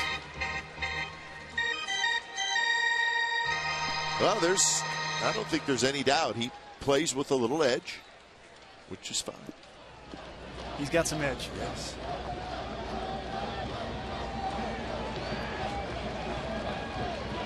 Got some edge. He's got some confidence. That one ripped foul. But he's got presence. Yes, he does. But that game's a final, Scott. 15-9. The Rangers beat the Angels. Now you're thinking Dempster, his first start for Texas against C.J. Wilson, it at least has somewhat of a chance to be maybe a pitcher's night. That was not the case. Dempster gave up 8 earned runs in 4 2/3 innings. C.J. Wilson gave up 8 earned runs in 5 1/3. So 2 good pitchers got knocked around, and of course for Dempster, again, his first start after coming over from the Cubs. Not the way you want to start. Well, not really. Get some demons in your head as being in that ballpark, and can play tricks with you. So we'll see how that plays out. Well, it was a back and forth game, but the Rangers scored 4 in the 7th, 3 in the 8th to bust it open. So 15-9. So that means as of right now, the A's and the Angels tied at 5 back behind the Rangers in the AL West. They're also tied.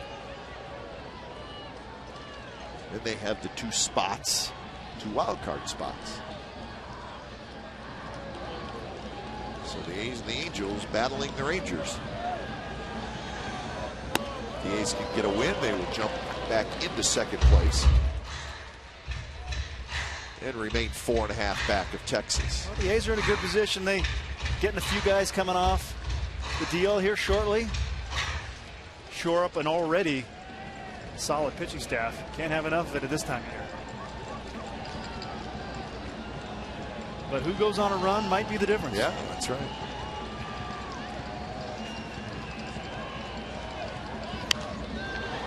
This one toward the seats. Cooper is going to watch it drop just behind the dugout. Well, the A's certainly had their run through the month of July. Now, can you put together another run like that? Probably not. But now you don't have to. Now you just play good baseball, and they kind of had to, just because of the hole they were put themselves in. That's right. So they evened it out. This is where they want to be. Now you've got yourself there. Right, exactly. Now if you just play good baseball, you have a very good chance to. You can go into a series and want to win that series. That's right. You don't have to do the we have to win 5-6 in a row. No swing, and Cespedes with the walk. So that's 8 walks issued by the Jays. So 2 on, 1 out for Brandon Moss. CSNCalifornia.com is a new insider. Stay up to date everything A's with Casey Pratt. Follow Casey on Twitter at Casey Pratt CSN. And log on to A's Talk on CSNCalifornia.com all season long to read Casey's news and notes on the Oakland Athletics. Well, that was a quality at bat by Cespedes. He fouled off a lot of pitches. I know he's mad that he missed a few of them, but with 2 strikes, he really battled Mr. Happ there, who was making some good pitches. First pitch to Moss is a fastball on the outside corner for strike. Brandon Moss is 0 for 3. A couple of groundouts, one of them a double play, and a fly ball to right field.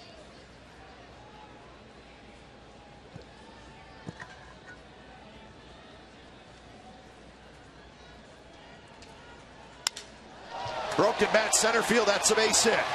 Here comes Carter, but they're going to hold him as Rasmus gets it into the cutoff man. So the A's have the bases loaded, 1 out for Brandon Inge.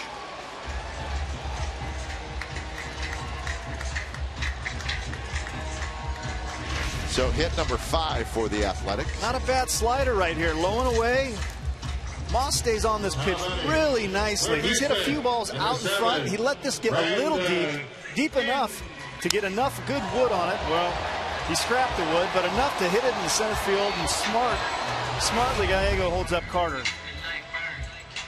We didn't get quite a good jump off there. Didn't quite know exactly, I think, where it was coming off the bat. And then they hold him up.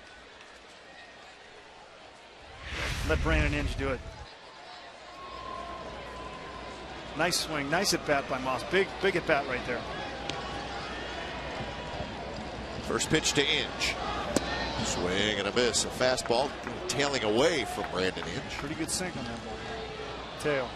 7 career grand slams for Inge. Had one this year that was a walk-off. He likes this situation.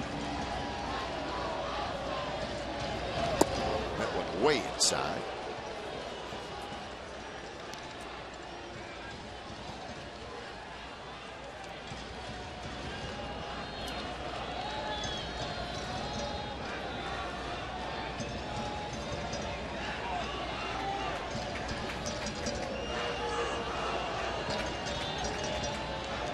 On an 11-game hitting streak. And he's got a base hit. 1 run scores. Stop everybody. So it's 4-0 and Inge comes through.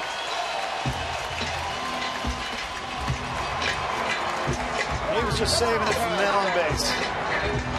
Certain guys know how to hit with men on. He's one of them. This ball was not where Happ wanted it, left right over the plate. Brandon squares it. Nice swing. Doesn't try to do too much with it. The big man comes home for another run. So Carter scores. Cespedes stops at third. Moss to second. Inge now at first. He picks up his 50th RBI of the year.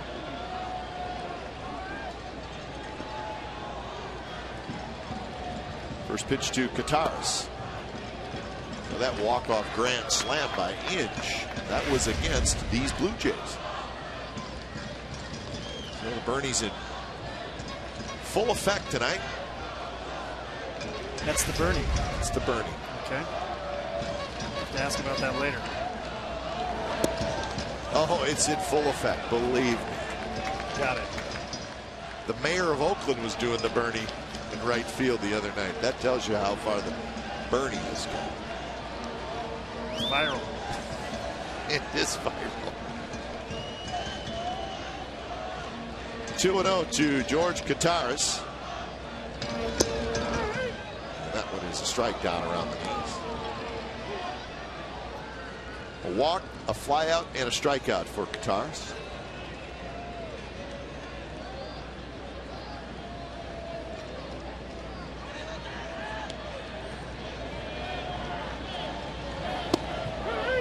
Strike called on a slider. 2-2. Strong kid. I was watching him hit today, and he's real still with his hands. They start really late, but they're so strong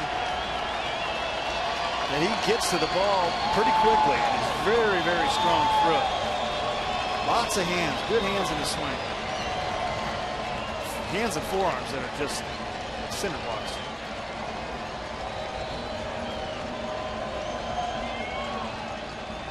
Two pitch.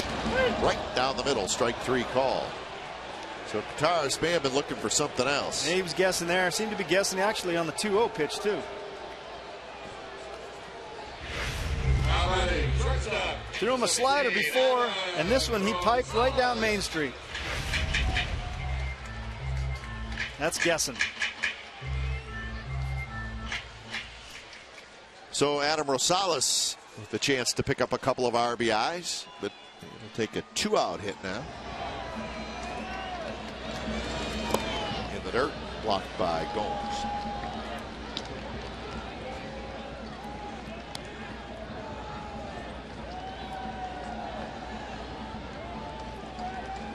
So 2 walks and 2 singles. The A's have added a run here in the 7th. And there's been 2 strikeouts.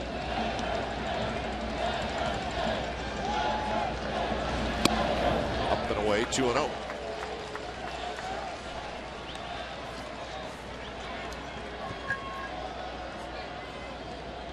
Portello's playing catch with his heavy ball. He's anxious to get back out there. He looks worried, doesn't he? He looks stressed Looks out. a little nervous, a little tight. Too much coffee, I think.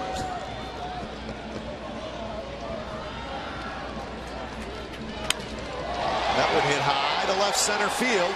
Rajay Davis going back, circling under it. Now it's Rasmus who steps in. He's got it side retired. RBI single for Inge. It's 4-0 A's after 7. And slide into the driver's seat of a brand new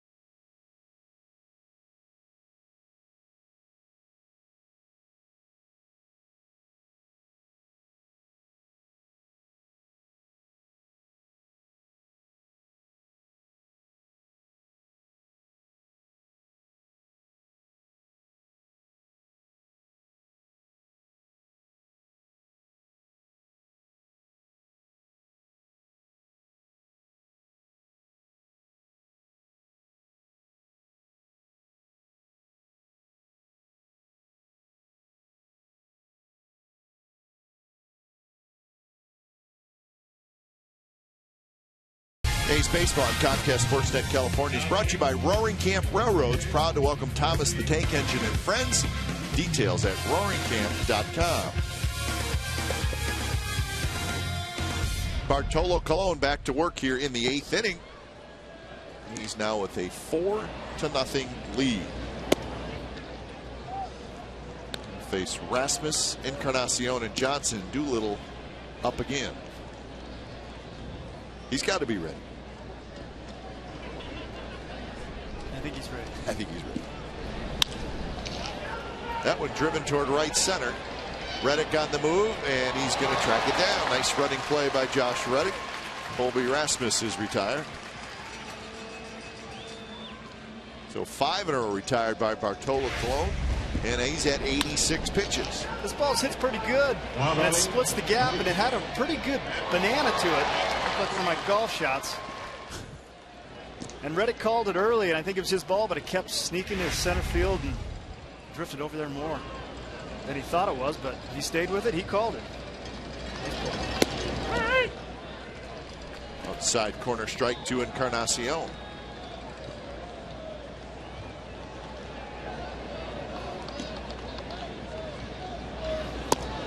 Encarnacion is 1 for 3 with a single.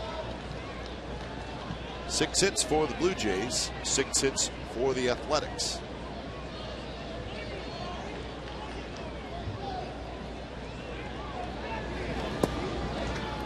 There's a breaking ball. Wow, what was that? Mark it down. Gee.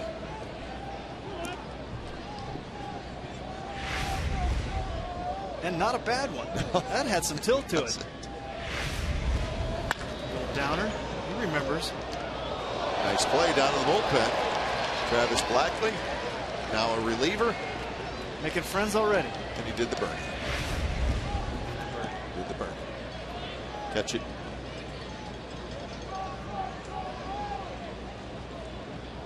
Here it goes.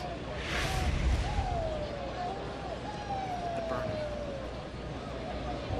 2-2 pitch. Didn't miss by much. Here it is. It's a little one. That's it. That's all it takes, huh? Yeah. Borderline pitch that last one there. Let's figure how up that was. And that's a broken bat, and it drops down the left field line.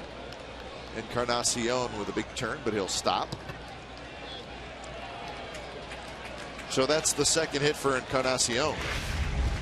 Well, this ball was even higher and heat seeking in on his hands, but that is pure muscle. Number 2. Catches it just above the grip. Breaks it into 1,000 pieces. Dies a soldier. His hands are hurting right now. I can see that. I know that face. They're numb. So here's Kelly Johnson, who has hit a couple balls well tonight, but has nothing to show for it. There's a strike.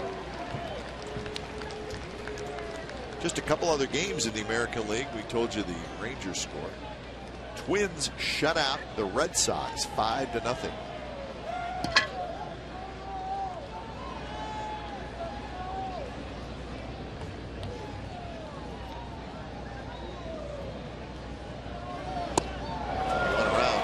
Samuel Taduno. I think that's how they pronounce his name. The young man who got the win for the Twins tonight.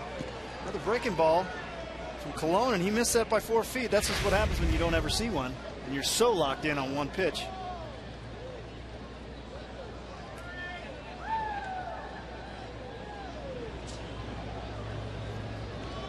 Qatar, see where he sets up. Going inside, and he got him again. Third one this inning. Pretty good one. I think he feels that. That feels pretty good. What he is good at, though, Colon, is number 5. once he feels like they're onto his pattern or he wants to go to something else, he does it. He's a crafty veteran right there. So here's Escobar. He's got 2 hits tonight. He might get a breaking ball. And it's hit toward Rosales. He'll go across the diamond. Side retired. A hit and a runner left. Colon rolls along. Bottom of the 8th coming up. 4-0 Athletics.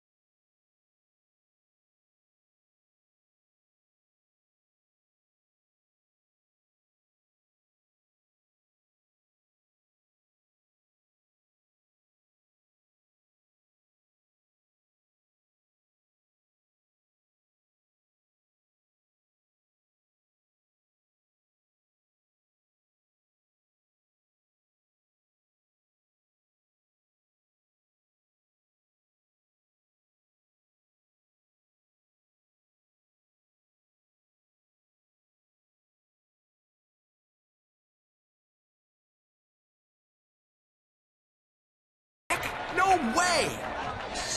All right, here's our game summary brought to you by your local Toyota dealers. This is in the third inning. RBI single for Seth Smith. And then the next hitter, Reddick. Home run number 23. That gave the A's a 3-0 lead. And Bartolo Colon, well, he's been terrific tonight. 8 innings so far. We'll see if Colon goes out to try to finish it, get himself a shutout. Bullpen is quiet right now. Doolittle might get up again if he isn't already warm. So as we reach the bottom of the 8th inning, 0-7-1 for the Blue Jays, 4-6-0 for the Athletics. So the Blue Jays, one of the best scoring teams in the American League, struggled to score runs in Seattle where they were swept in a 3-game series, and same thing happening here.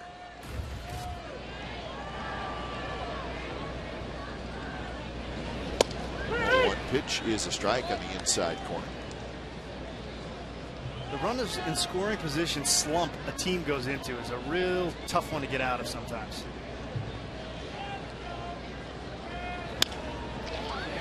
That one just fouled on the third base line. Sogard had visions of an off-field double. Missed it by about a foot. Throws his hand, stays inside the ball, maybe just too much English. Just foul.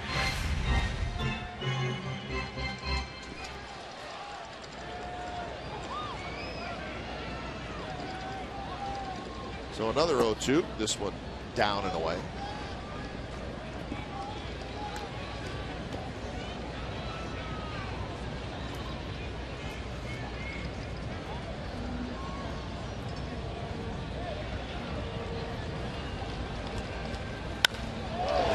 To right field and a base hit.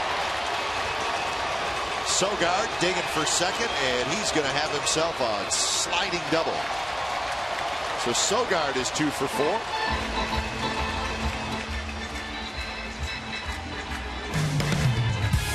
A's baseball at Comcast Sportsnet California is brought to you by Cache Creek's Tropical Riches. Win cash and prizes daily through September 3rd. Visit cachecreek.com for details. Beautiful look at the Coliseum on a Thursday night.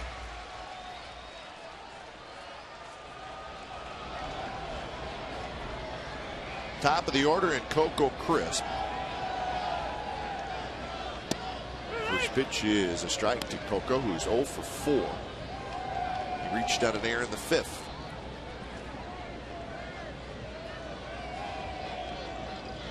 Sometimes all you need to do is just switch sides. Here he is from the right side. Did hit the ball good from the left side a couple times. Nothing to show, but advanced a runner and on an error got a triple.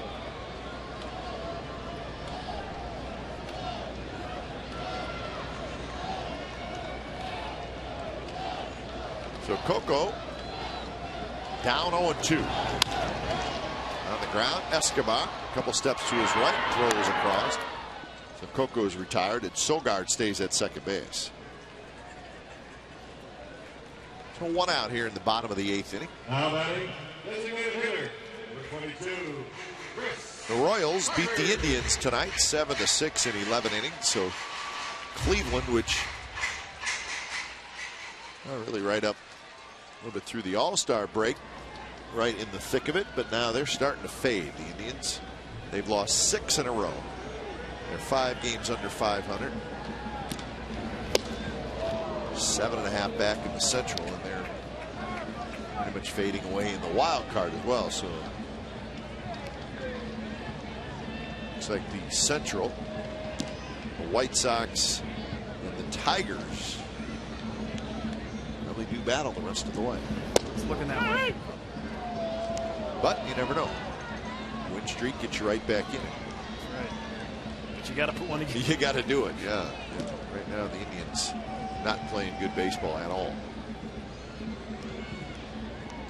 0-2 to Chris Carter, who walked and scored in the 7th inning. He had a good swing there, fouls it straight back. Actually, 2 good swings. That First one he had a nice pass at, nice and short. He can really throw the bat head. Strong man.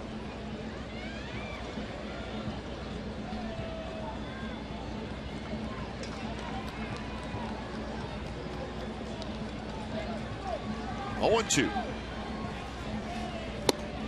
a high fastball jammed him up a little bit, and Carter strikes out for the second out. Time now for the AT&T U-verse reverse replay. Josh Reddick gets it in his wheelhouse. Little bat flip because he clicked it. That ball was hit perfect. Does the Bernie. Jeff learned. He'll be doing it by tomorrow. Third inning.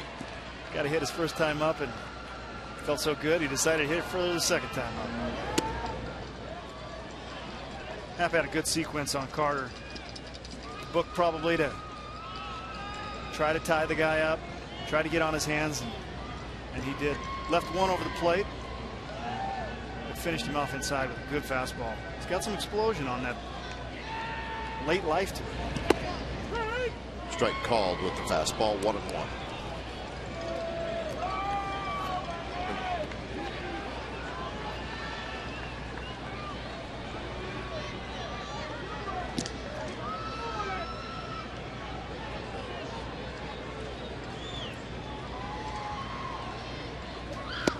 Big swing and a miss, and the count is 1-2 to Reddick. Single homer walk strikeout for Reddick. Good night. I think he wanted another home run. That's he was trying. Although he never gets cheated. No, he doesn't.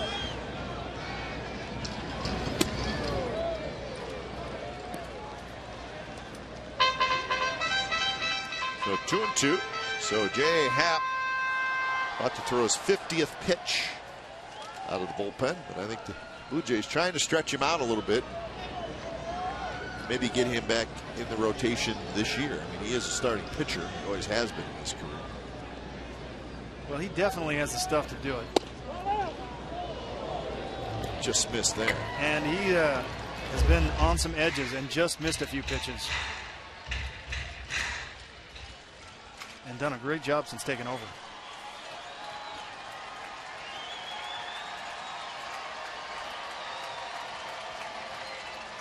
So 3-2. And he got him swinging. So Reddick strikes out. And the A's strand a runner. 9th inning coming up. Do a little warming up. See if he's coming in. 4-0 A's.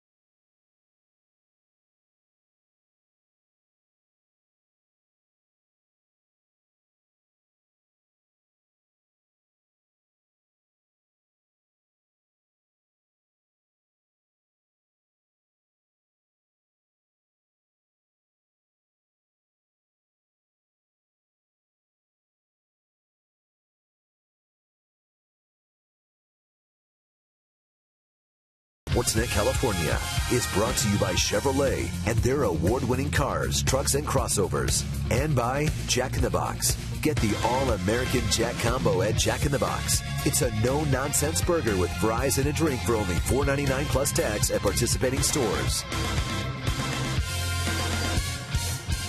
So Reddick with a 2-run homer tonight. The A's lead 4-0 in the first of this 4-game series. And we got a new pitcher for the Athletics. It's Sean Doolittle. When it's time for change, think Speedy Oil Change and Tune-Up. Your oil change, tune-up, and smog expert. So Doolittle comes on for his 19th appearance. Facing Cooper, Davis, and Gomes. So Colon goes 8 shutout innings tonight. So he's trying to even up his record at 8 wins and 8 losses. Pitch count couldn't have been too high. What was the final pitch count? 96. That's efficient. That's not bad. 1 walk, 3 strikeouts. Line drive, left center field, and Coco can't get it. So David Cooper is going to have a leadoff double. Cooper gets his first hit. That's the 8th hit for the Blue Jays. This is pretty impressive. Cooper stays on this ball really nice, and he hit it good, and it tailed away, and this is right after he just threw a pretty tough slider right at him. He stays on that next pitch and drives it the other way. That's a sign of a guy with no fear and able to let that ball travel and against a tough lefty and hit the ball the other way. That's a nice at bat, nice stroke.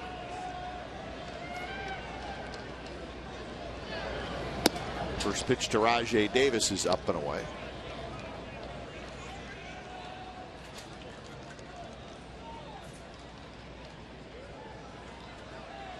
Rajai Davis with 3 ground ball outs.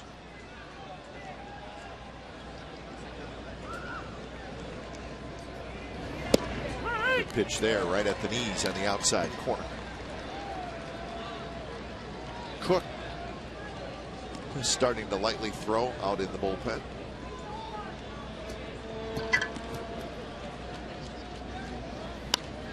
Check swing. Headed right over top the Jays dugout into the first row. Good pitch right there. Picks him low and away and then rushes one in on the hands. It's a good sequence.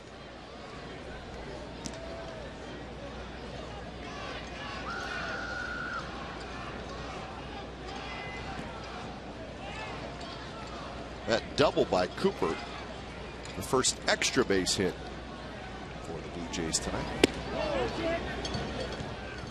It's now 2-2. Gomes on deck. After Gomes, it would be Anthony Goes.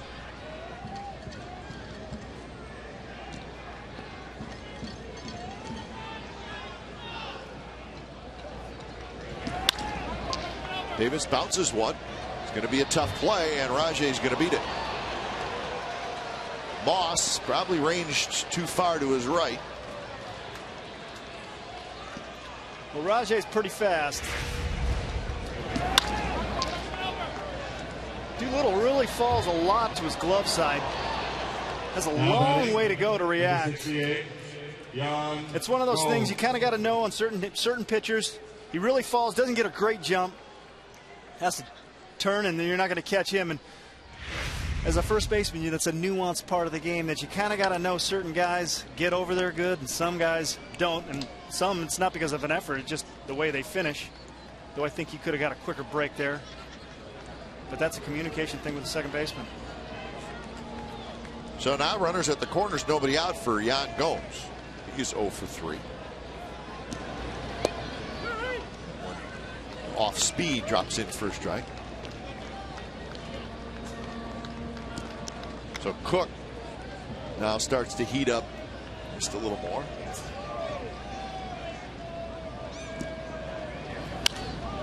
Pop up should reach the seats, and it will. Ace post game live coming up after the ball game. If the A's hold on and win this, we'll have a player interview for you.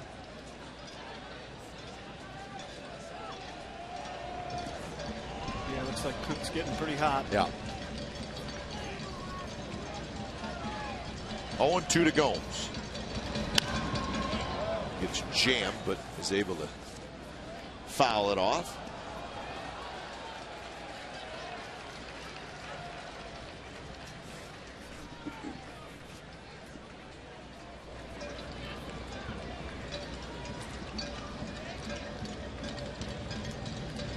So another 0-2 to Gomes.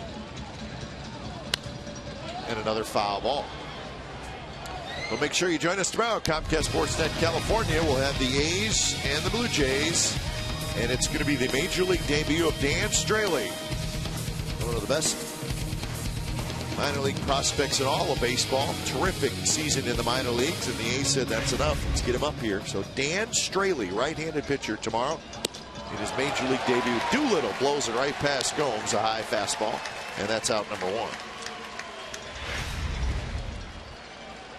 Well, he battled him off, but when you climb the ladder, 93 or 94, that's tough to catch up to. Bob Melvin jumps out of the dugout. And he's going to Cook. So Cook, it will be a save situation, and he's coming in. So first and third, 1 out. A's with a 4-0 lead.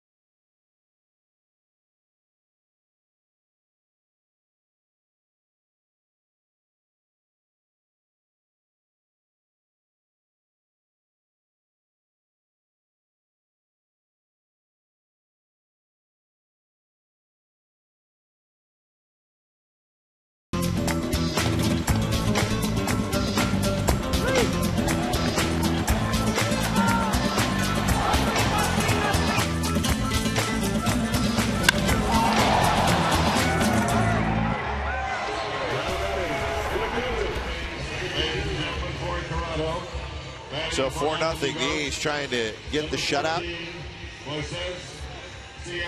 But the Blue Jays making a little noise here in the top of the ninth. So Ryan Cook comes in with the tying run in the on-deck circle in this situation. It is a safe spot for Cook, as he will face a pinch hitter, Moises Sierra. Sierra just recently called up from AAA, and the first pitch to Sierra is inside. Sierra, 17 home runs in AAA, 63 RBIs. He's 23 years old, and he's from the Dominican Republic. These are runners. Cooper at third, Davis at first. 1 away.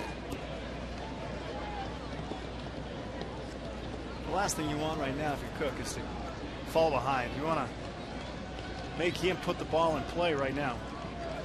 And Davis is going to be safe at first.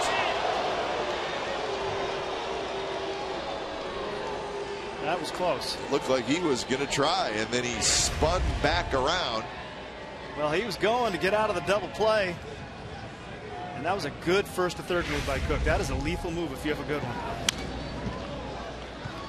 pop-up foul, so the count 2-1 to Moises Sierra. He sells it good. Spins and throws, makes a good throw.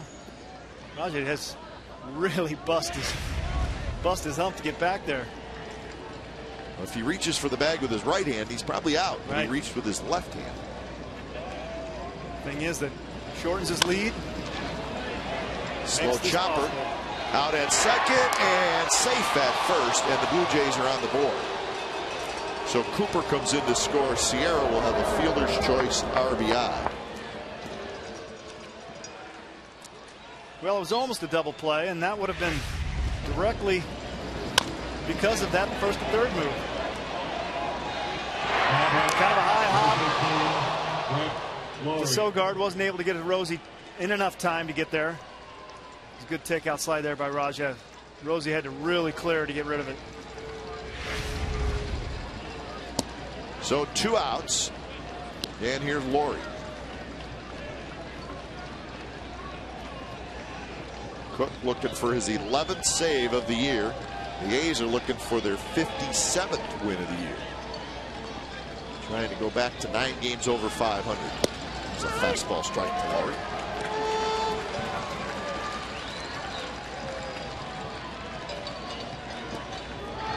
Laurie is 0 for 4. 2 flyouts, a ground out, and a pop out.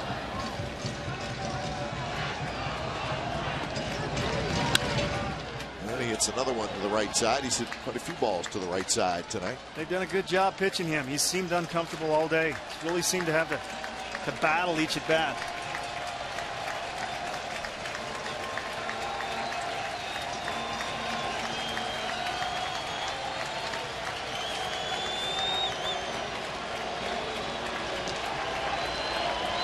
We got Moss playing behind now. Disregard the runner. 1-2 pitch. Big chopper. Rosales cannot get it, and it's going to get into center field for a base hit. Sierra, who looks like he runs pretty well, goes around to third, so the Blue Jays stay alive.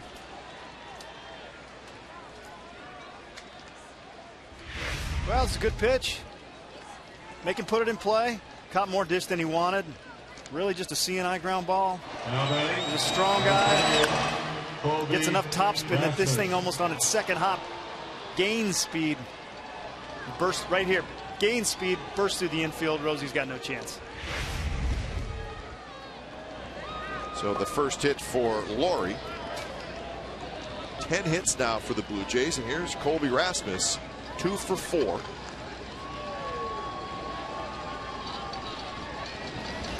First pitch outside. Rasmus with 19 home runs on the year.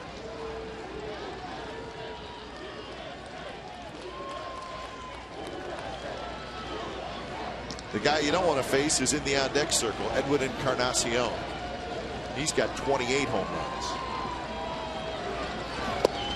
Fastball first strike. 2 potential threats right here. This is going to be 2 guys you're going to want to be careful with, but not fall behind. So delicate pitching.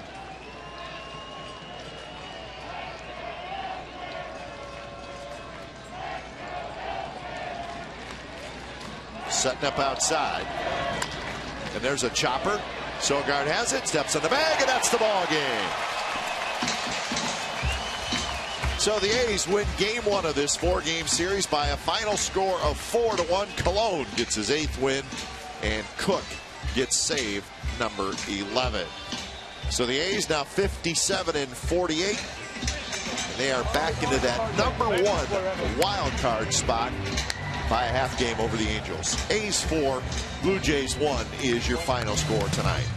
You've been watching A's Baseball on Comcast Sportsnet, part of the NBC Sports Group. Don't go away. A's Post Game Live with Brody Brazil and Greg Cadaret starts right now.